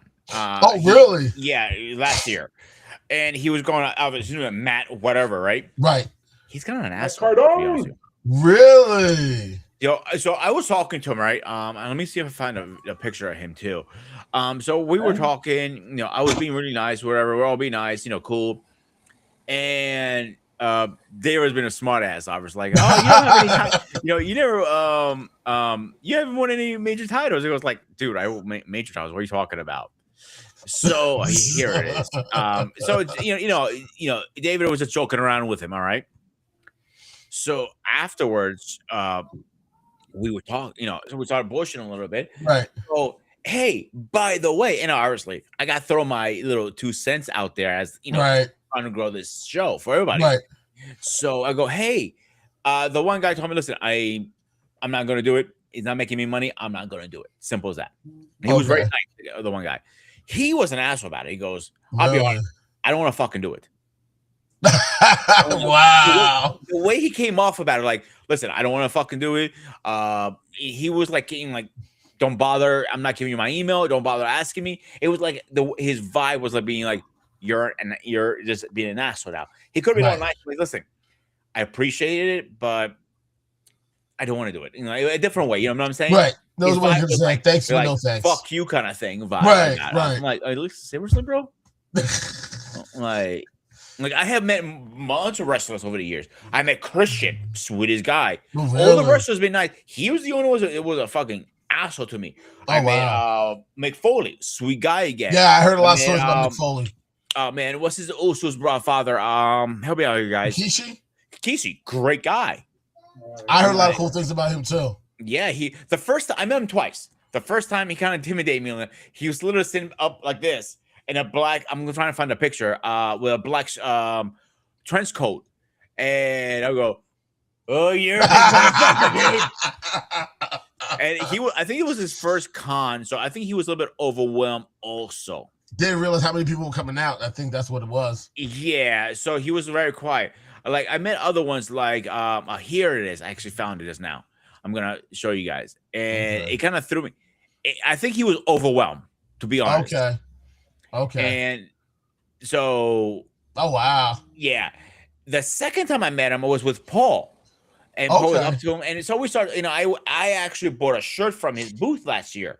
Cool. And his manager go, "Do me a favor, it will be an awesome thing. Can you go up there and show me your shirt?" I'm like, really? Like he's gonna get a kick out of it, and he did got a kick out of it. We started bullshitting. And I'll be honest with you, bro. Like I gotta thank you. Like my mom's a big fan of your nephew Roman because my mom's fighting cancer, yada yada. Right. But I gotta keep him away from my mom. I go, why? My mom wants to fuck him for some fucking reason. And he goes, whoa! He goes, yeah, like fatness and muscle does not mix well. Yeah. My mom has told me that straight up. And I have done a show with my mom on this platform, and that's how my mom talks. By the way, I'm not even joking. You don't believe me? You go email or call Paul. I don't know how you guys talk to each other, but if you have his info, he will back me up on this. Okay. I'm not even joking, bro. But all the wrestlers I have met over the years, from Jake the Snake, Trish Stratus, Lex Luthor. Lex Luger? Yeah, very nice guy. Puff guy. Yeah, Lex Luger. That's what I'm saying. Like Lex Luger. Yeah, that's what I'm saying. Like, whoa, hold up. Which Lex Luthor? Yeah, dude, right here. Come on. Oh wow. Oh my god. Yeah, Lex Luger. Wow. He was sweet. Everybody, the sweetest one I would have to say it was, and this is right before when the channel just got made. And we were still figuring out direction before everybody joined the team. Right. Was Buff Guy. The Buff Guy. Buff Bagwell? Yeah, this is before his YouTube channel started. Back then, here's the thing. When nobody was getting his autograph, and I went up and asked for his autograph, he goes, yeah. Came up, he was like, literally, if anything happens to autograph, come back and see me. If anything happens to that autograph, I'll get you another one on me. Don't worry about it. Wow, that's cool. Now, this was back in 23, I'm talking about. Okay. If I had the channel back then with this team and asked him to come on the channel, I'm pretty sure he would say, yeah, I'll do it on a heartbeat. I remember Maven did an episode when he went to go see Buff right before he lost his leg, before the amputation. That was sad. It was tough. You know what really hurts, to be honest with you guys? I have met multiple wrestlers. I met Razor Ramon. Okay. Right before he Scott died. Hall. When you meet these wrestlers that are like get hurt or get the leg amputated or anything, it actually does hurt you in real life too. Yeah. I'm busy right now, Carter. Carter. Mr. Smooth and Cerebral. The only wrestler that I got kind of like starstruck. It was Trish Stratus. Really? I had and still have the biggest crush on her. But when I went up to her, bro, I'm not. Big Papas were lovely right in front of me. Oh, wow. I didn't hear you. What you say? Say that again. Holy crap! I'll say because the big Tatas were nicely right. I'm sorry, Peter, but how that? Yeah, I'm over here thinking about it in wrestling attire. I'm like, okay, yeah, exactly, but no. I'm sorry, So, Peter. Can you look like a handsome fellow when you were younger in that one? Go fuck yourself, dude.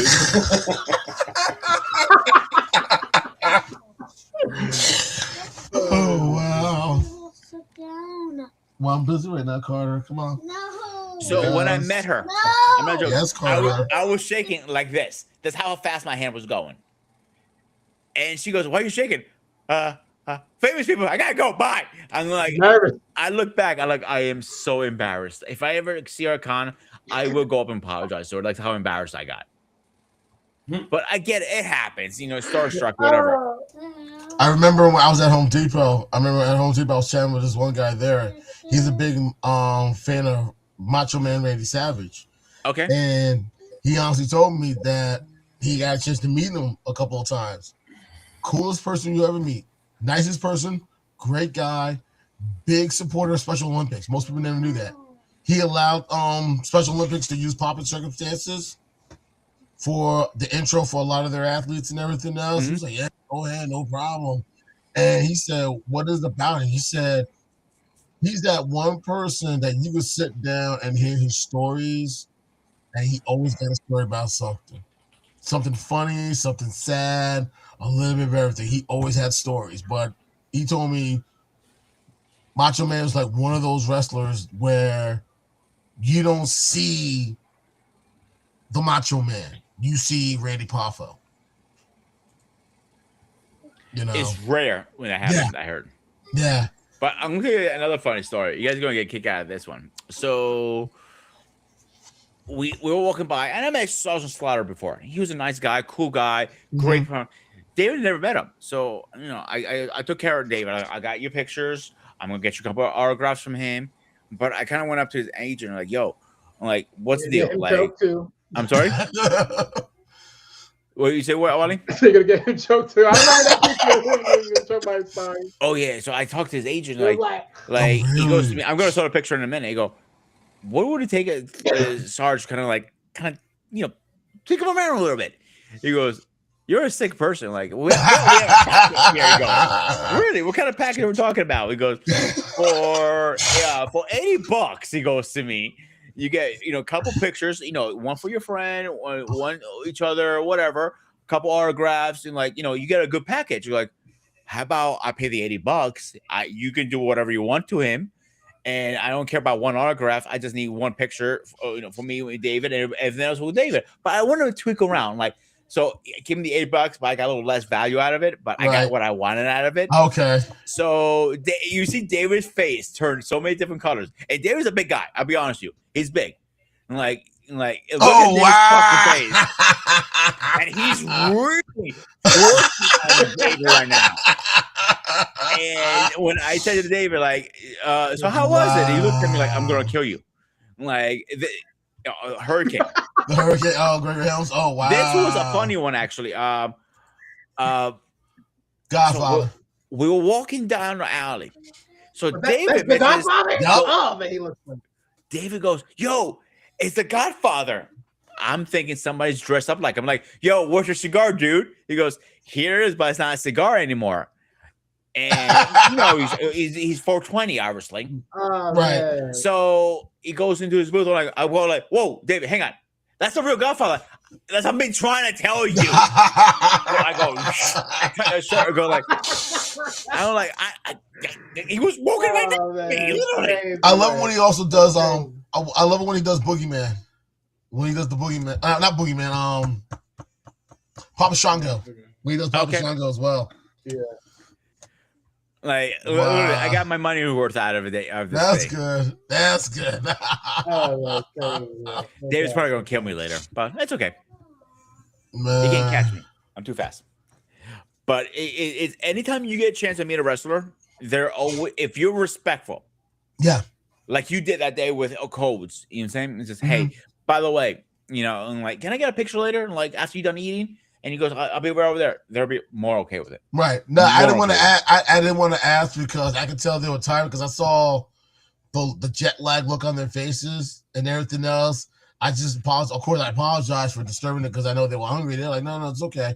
But he was just that appreciative when I offered my condolences on his father's passing, and he was just like, "Thank you, hey, thanks." And then when he told me that a lot of fans were doing the same thing, I was like, "Yo, that's pretty cool," and everything else. But Zack Ryder was not really but a jerk. I was like, "I apologize. I didn't recognize it. It's okay. It's no big deal." You look a lot of them were, you know, everybody was reaching out to him. Oh, really? Yeah. Wow. You know, like, I can't even count how many people I heard were reaching. Even to this day, his dad has been passed how many years now? 10 years at least, I think. About 10, 15 years now? Something like that, maybe longer? Yeah, so when he, like, for example, they went out of their way to find his father owes Rolex that he that he pawned for to pay the bills because they were struggling.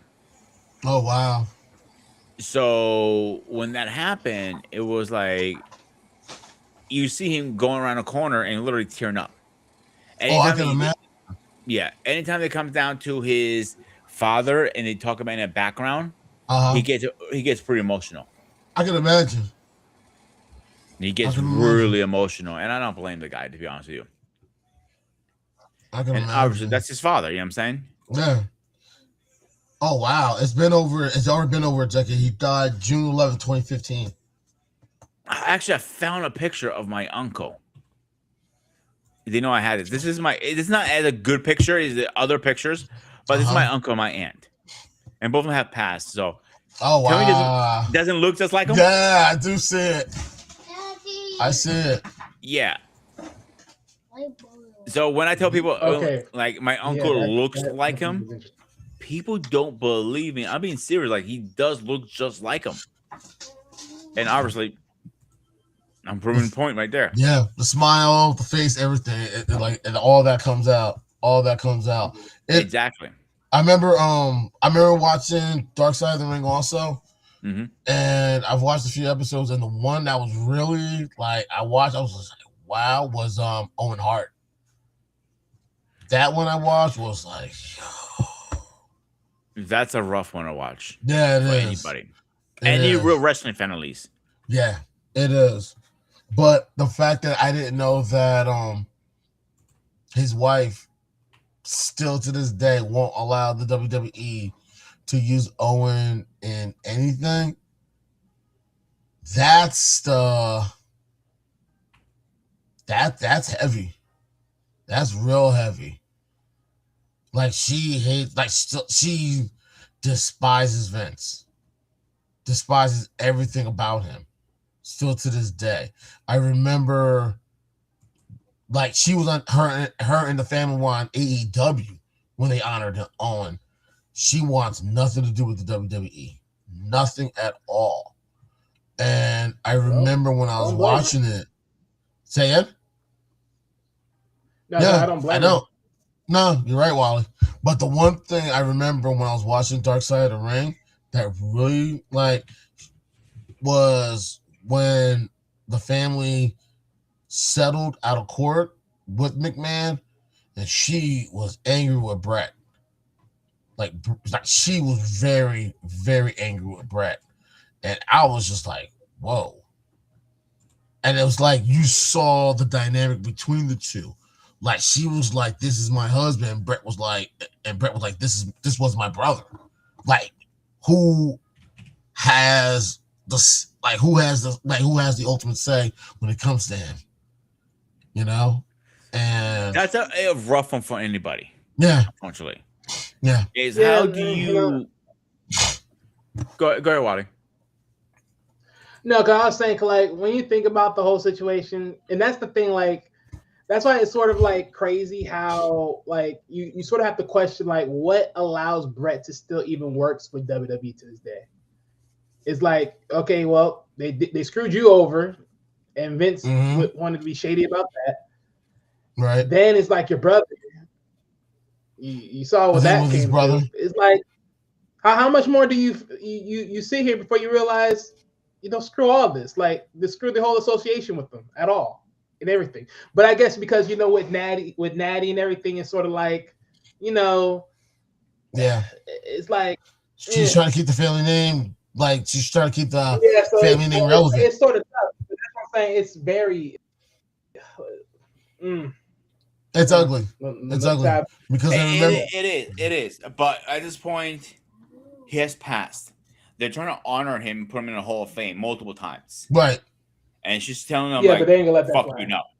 Yeah. Yeah. And it's not now. That was when that happened with the Vince era. Vince is done. He's out. He's come. Like, if he comes back, it's like he's throwing some mirror guard at his ass. I don't like know what's up his ass. It comes out that kind of miracle. But in reality, you got to move on. Like, look, Brett moved on with the screw job. A lot of wrestlers have, the Winter Warrior. I don't know what Ultimate Warrior. Oh, Those yeah. two were never spoken. And the most ironic thing about that, he literally passed the next day. Yeah. I remember watching. I remember watching in my house. I was like, I didn't get to watch Yeah, it was like WrestleMania if it because wasn't a my few, my it parents wasn't said the next day. It was like a few days after, and then or a week, it was literally and then he the next passed. day, bro. Yeah, give He or had take. a Yeah, that's what I'm saying. yeah. It was on Monday Night Raw. I remember this. He was on the air, and Mhm. as he was walking to his car, he had a heart attack and died. Wow. Daddy. That's And fine. he like you don't even look it up, dude. Yeah. And I'm like, that's the No, one that I remember. I remember the situation. Now, I don't know like exactly when he exactly died, because of course they mentioned it in the next day or so, or however. But yeah, it was one of those crazy moments for sure. Like, But and the that's what one I'm saying. thing, Like, go ahead. the one thing I remember was how he got back at Vince McMahon when he left WWE. Because you know how Vince is, oh, that's my property and everything else. And then James Hellwig, that was his birthday, did the one thing no one thought that he would ever do. He legally changed his name to The Ultimate Warrior. I didn't know that. I did Yeah. not know that. That's a smart fucking move there, He buddy. literally changed his name to The Ultimate Warrior to make sure Vince could not keep the name and everything associated with the character.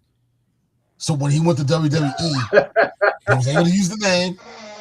He used the name and the music and everything else he took with him. I think the only other wrestler that did that was, of course, Hulk Hogan when he left. When all that stuff happened in the mid-90s. Yeah, Hogan owned the right to his name way before Yeah. Vince Jr. Copyrighted it. He Yeah. owned it from the beginning. Yeah. That was one of his terms and conditions coming back. Yeah, and that was I technically figured that was a smart move by him because he was able to take it with them. And when they used the takeover, the hostile takeover storyline, when Hall and Nash came over, and that was a smart move by both of them. That was a very smart move because people forget Scott Hall and Kevin Nash didn't own anything associated with their characters. Scott Hall didn't own anything associated with Razor Ramon. Kevin Nash didn't own anything associated with Diesel. So when they left, that's why they came in with their name, real name, their actual names, and people were surprised, like, wait a minute, is this even possible?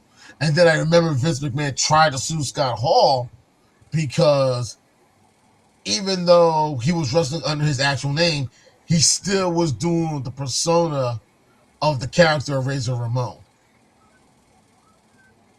And when Vince McMahon tried that's to what sue people him, know him with. Like, he was literally Small Razor. Like, come on. he made it work. Like, you could have took the character away from the person at that point. It was too much. And when McMahon tried to sue him, it got tossed out. So he was able to use it. He was able to use it at WCW. The same persona. Kevin Nash did something totally different than when he was working as Diesel. And that's why and they found a way. I thought Diesel was just his nickname more than the wrestling name. Say again? Oh, Big Daddy Cool? I thought that was more so his wrestling, like his nickname. Yeah, like his nickname, like more than his wrestling name. Oh. No, he was, I think if I remember, in WWE, he was always called Big Daddy Cool. That was his nickname. I don't remember that, to be honest with you. Yeah. Kevin Nash had a lot of different nicknames. That's why I thought Diesel was his nickname, not really his wrestling name. No, Diesel was his wrestling name. Big Daddy Cool was his nickname. But he came in originally as Shawn Michaels' bodyguard. I don't remember that either, to be honest. I remember that. That's before my time, so I was young. And that was at the time. That actually makes sense though, because that makes sense. Because what happened was that was around the time after him and Marty Jannetty split. The Rockers were no more. Of course, he had Sensational Sherry and everything else, and I think right around into that late 80s into early 90s, because he was starting to become, the showstopper, the Heartbreak Kid, and everything else. Oh my God, I forgot about that, ENJ. Thank you for reminding me. I forgot about that. Vinny Vegas. Okay. Oh God. And one thing I do want to mention as we're talking about these wrestlers, and it's kind of like, I just want to bring it as a reminder to everybody, because we are going down memory lane right now. Chris Oh. Benoit. Oh wow. That was the most tragic. First of all, Paul Heyman said it on a interview, I believe, was it, or talk show or something? Interview, 3 people died. probably, Only yeah. 3 people died. 1 person had a choice there that night, Right. and he's right about that. Right. I feel bad for his son who's still alive because he tried getting into the business actually, but he's blacklisted Yeah, for every because promotion. they were really talking about. Say that? Wait, he had that was his son with his first wife, right? Yes. Oh, okay. Okay. Yeah. I don't remember his. I think I'm not sure what his son's name, to be honest with you. But I know, and why? Please correct me if I'm wrong. His son has been blacklisted from every promotion because of his father. That kinda I funny, don't man. really That's know sad. of, but I do know in story, right, that they were, because there was a point, because since now we have Dominic Mysterio, they were really thinking about Chris Benoit's son coming in wrestling because, of course, knowing that both their two fathers were friends, well, stepfather or donor, you could say whatever it is, but both of them were friends and everything else. Broken so it's rubber. Like they pretty much grew up together. Huh? I said broken rubber. Yo. You know what? I ain't gonna start with you on that. Yeah. Look, but yeah, both of them were friends. Listen, Wally. And Before you then- say anything, I got to jump in Davis' place. It was in this science innings, like a little stabs here. So Oh, I can go Pookie, but I'm going with broken rubber instead. Okay. See, this is why I said donor, but you know what? You had to go there with broken rubber. See, that's some fucking shit. That's some fucking shit. Okay, we ain't doing that. With that said, people had a lot of interest in seeing those two in the same ring together, since they both grew up, everything else. Now, as far as being blackballed, that I don't know, because again, as time goes on with that story of Chris Benoit, it's really a juggle of you don't really know, like, because now with more intel that they bring in, it's really saying we don't know. There's a lot of things that can play in here. Yeah. So that's what I'm only saying. It feels like, for me personally, like I said again, if Chris Benoit truly did it,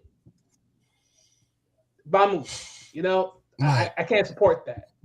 But if he didn't, then he's one of the best wrestlers I know that I like, because really, he's one of those guys back then when everything was good, was one of those guys that were one of my favorites back in the days. Him and Eddie in the early 2000s were one of my best ones. Yeah. But at the same notion, So, if he really did, You went cannot that take edge, away. You cannot take away his wrestling performance. He's one of the most technical Well, no, wrestlers. I'm not gonna take away from that. No. No, I'm not. I know that. I'm just saying. I'm just putting a statement here. You cannot take his technicality. He was one of the best on that part. But also, look Right. at who he had as his teachers. He had the Hart family. He trained in the dungeon. There you And go. Right. Ironically, people forget a lot of Canadian wrestlers in the business all trained at the dungeon. Chris Benoit, Edge, who else? I heard Roddy Piper trained there too. British Bulldog, Dynamite Kid, Lance Right. Storm. But I think So from what I remember watching on Dark Side of the Ring, when they did his episode on season 2, I believe it was, or season 1, I can't remember which season it was. Towards the end of the season, they said that he been blacklisted for most promotions for that because his father. Like, Yeah, I was like, I wouldn't be surprised. me neither. But I think it's kind of that's hard. He's doing a punishment for a But crime that's he what I'm didn't do. saying. it's his name. True. That's why. I know. And that's the first. And That's then what I'm saying, sadly, like- when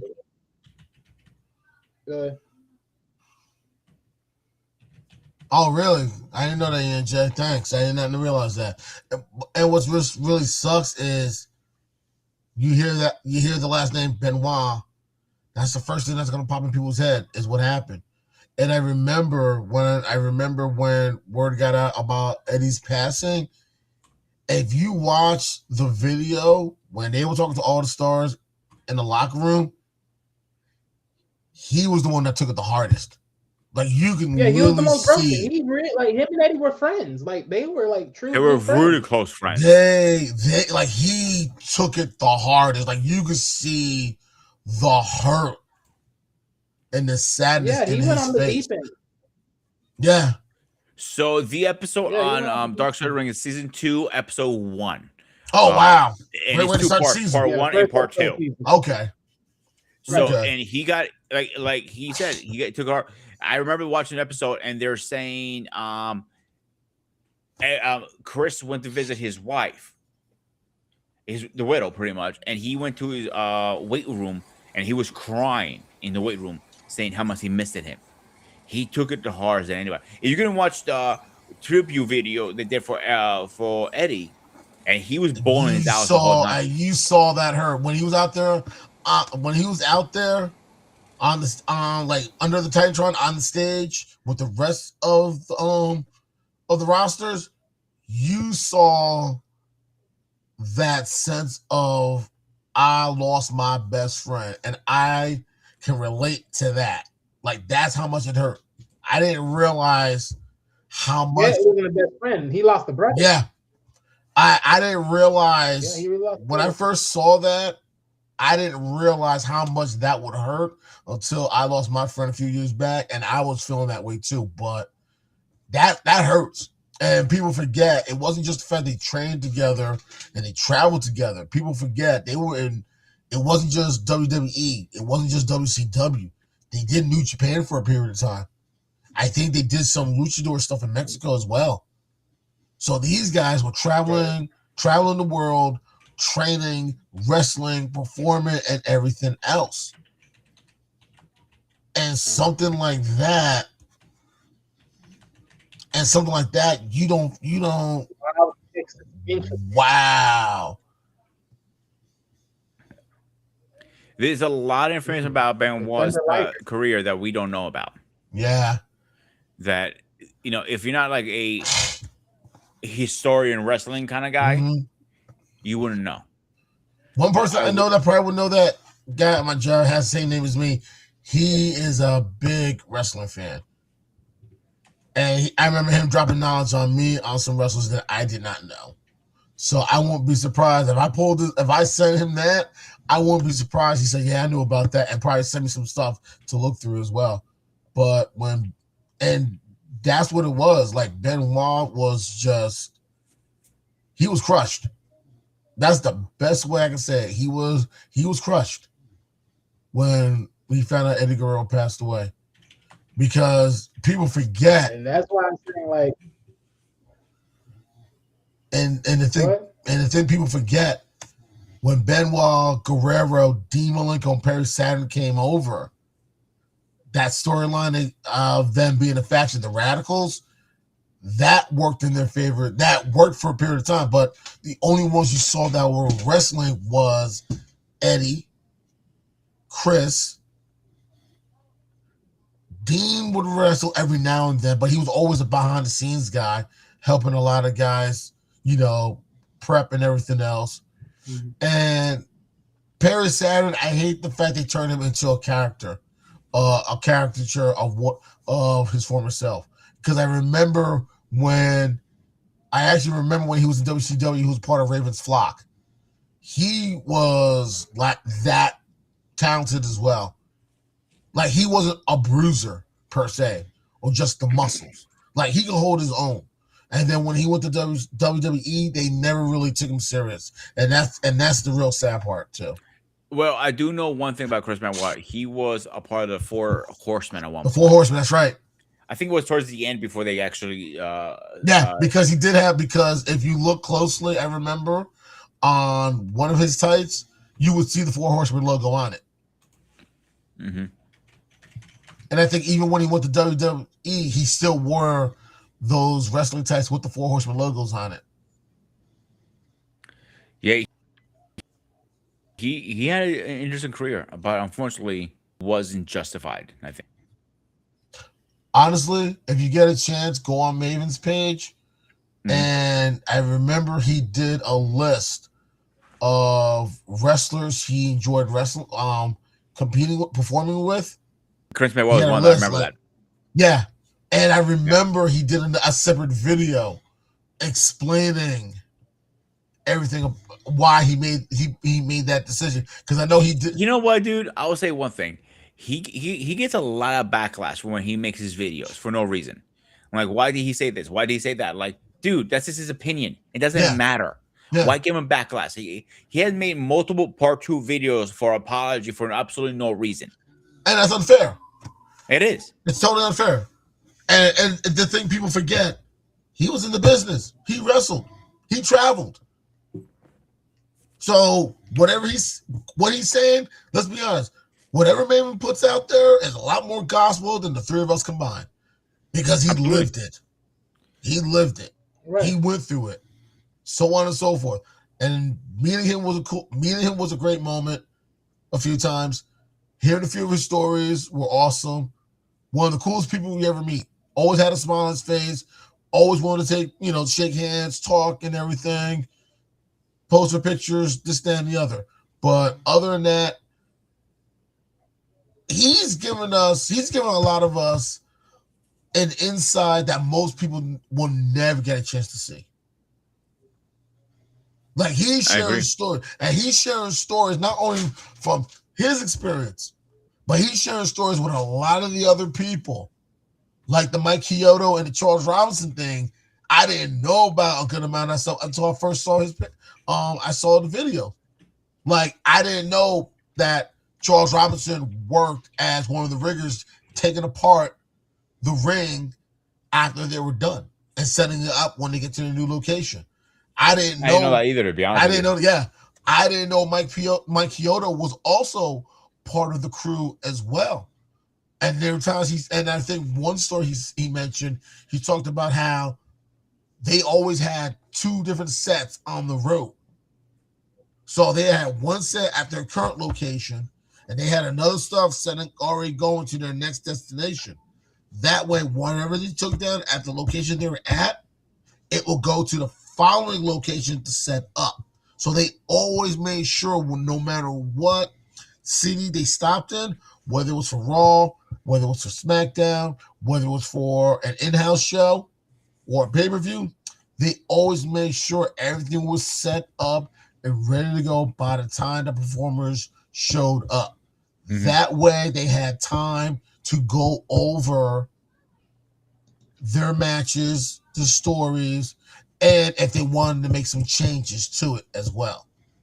And what I thought when they originally brought the brands SmackDown and Raw, back in the day, I'm thinking the first time, I thought these wrestlers would get a little more break, but no, it was more work for them. Yeah. They started getting a break with AEW and Triple H coming in the mix. Yeah, like because Triple H lived it himself too. Yeah, he was, and now they get a little more breaks. Because you need a break to recover after all that. Brutal. Yeah, that's a lot. It is, and people don't realize that's more so because of them. That's more so because.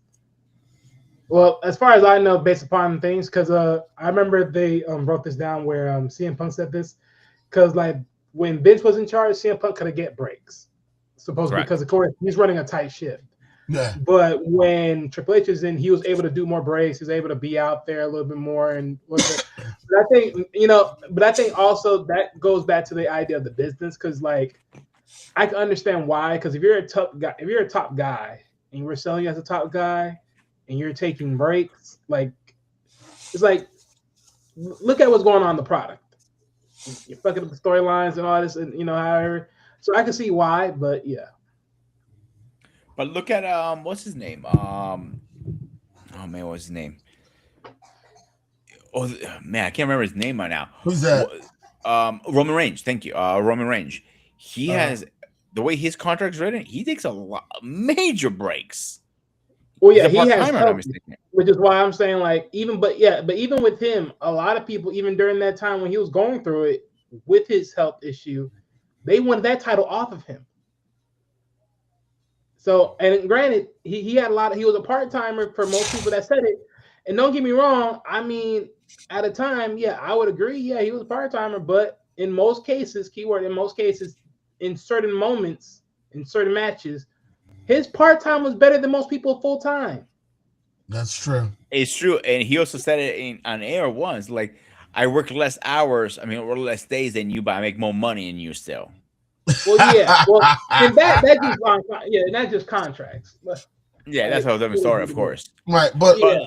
But what it is, I mean, if you think about these guys were on the road for close to 300 days out the year. It's too much. They're barely home to see their own families.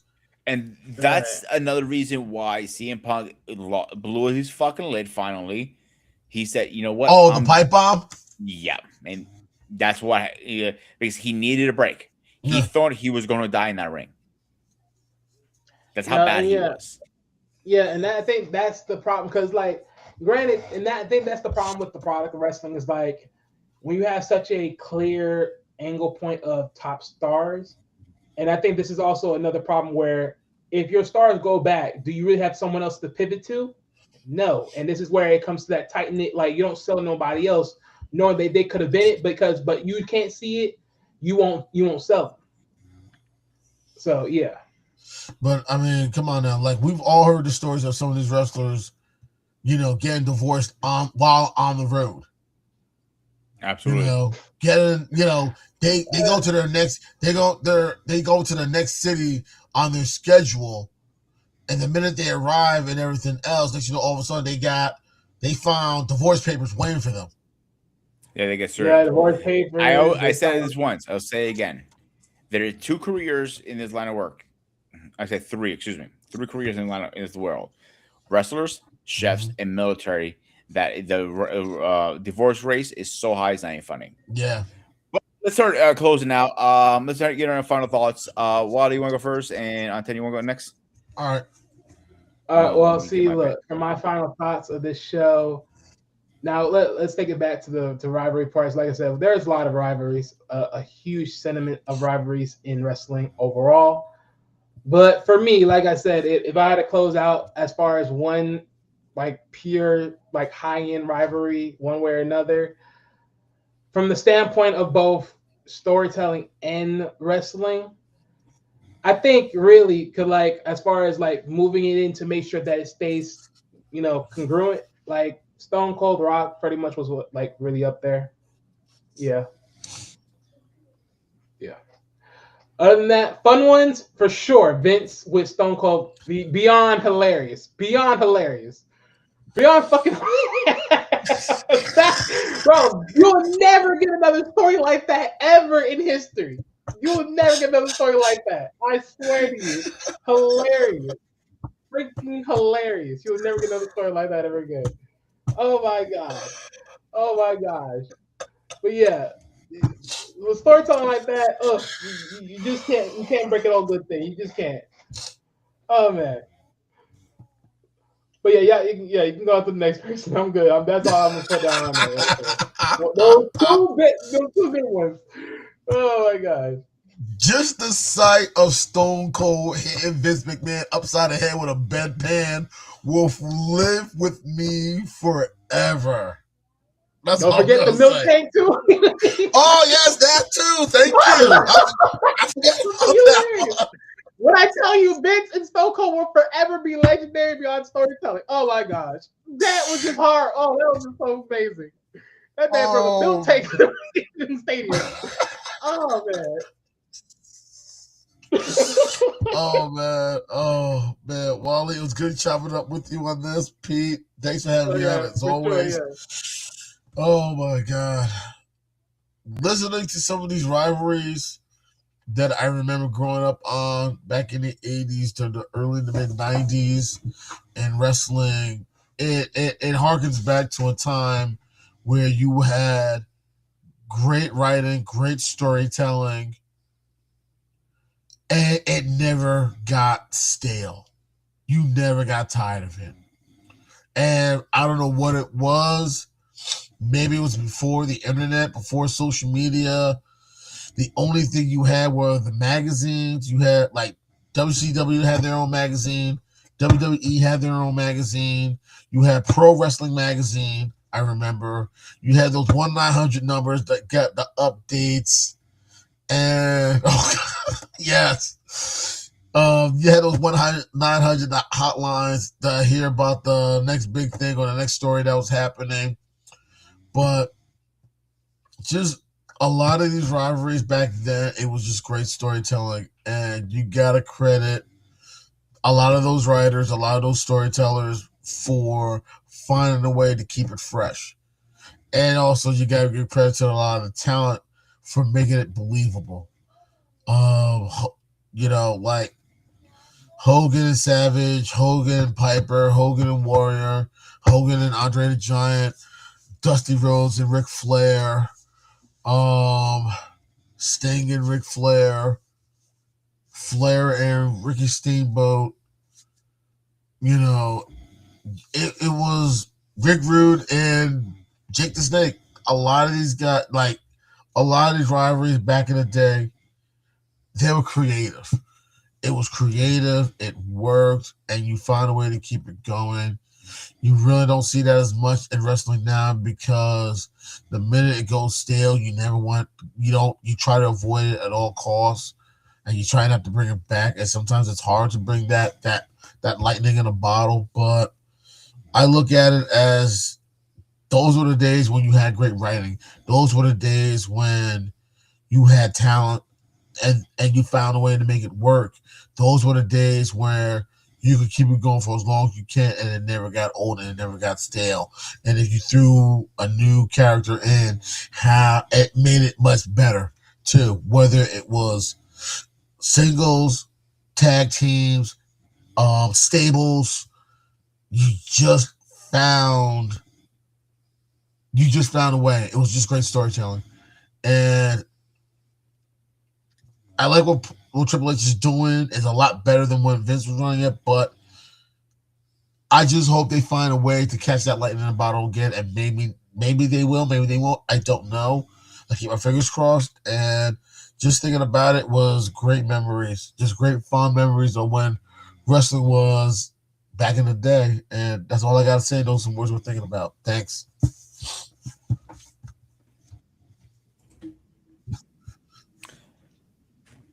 End of the day, that it doesn't come out, it will break this. And I think you hit it nail correctly, Anton. Catching the magic again is going to be the hardest part right now because it's hard to keep things in secret now these days with everything leaking. And I personally don't think anything gets leaked. I think they leak it on purpose. So, but that said, quick schedule update for this week. Tomorrow we'll be talking about computers, gaming. Are they dying or are the thing? We are having a gray area on Saturday. Oh no, Sunday we are not having a gray area because of the Super Bowl. So, yeah.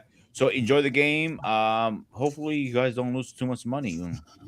That's all I have to say to that. Well, real quick, because Antonio, I want to ask you this: do you really think that Triple H is doing a great job with WWE right now, based on your comment? In a way, it's a lot better than it was when Vince was still doing it, because it seemed like Vince was still trying to do the same old, and it wasn't working. And it seemed like no matter what, Vince was so set in his ways, saying we have to keep doing it like this. And I think a lot of the talent were getting frustrated. I remember hearing things like a good amount of the talent was getting frustrated because they had some ideas that they wanted to work with, and Vince didn't want to hear them. But it seemed like the minute Triple H took over, he was willing to do feedback with them, and it just seemed like he gave them that space to say, okay, go be creative. Let's see what happens, if we can make it work or not. And some guys have taken it to that level where a lot of things they knew they probably weren't able to do when Vince was in charge.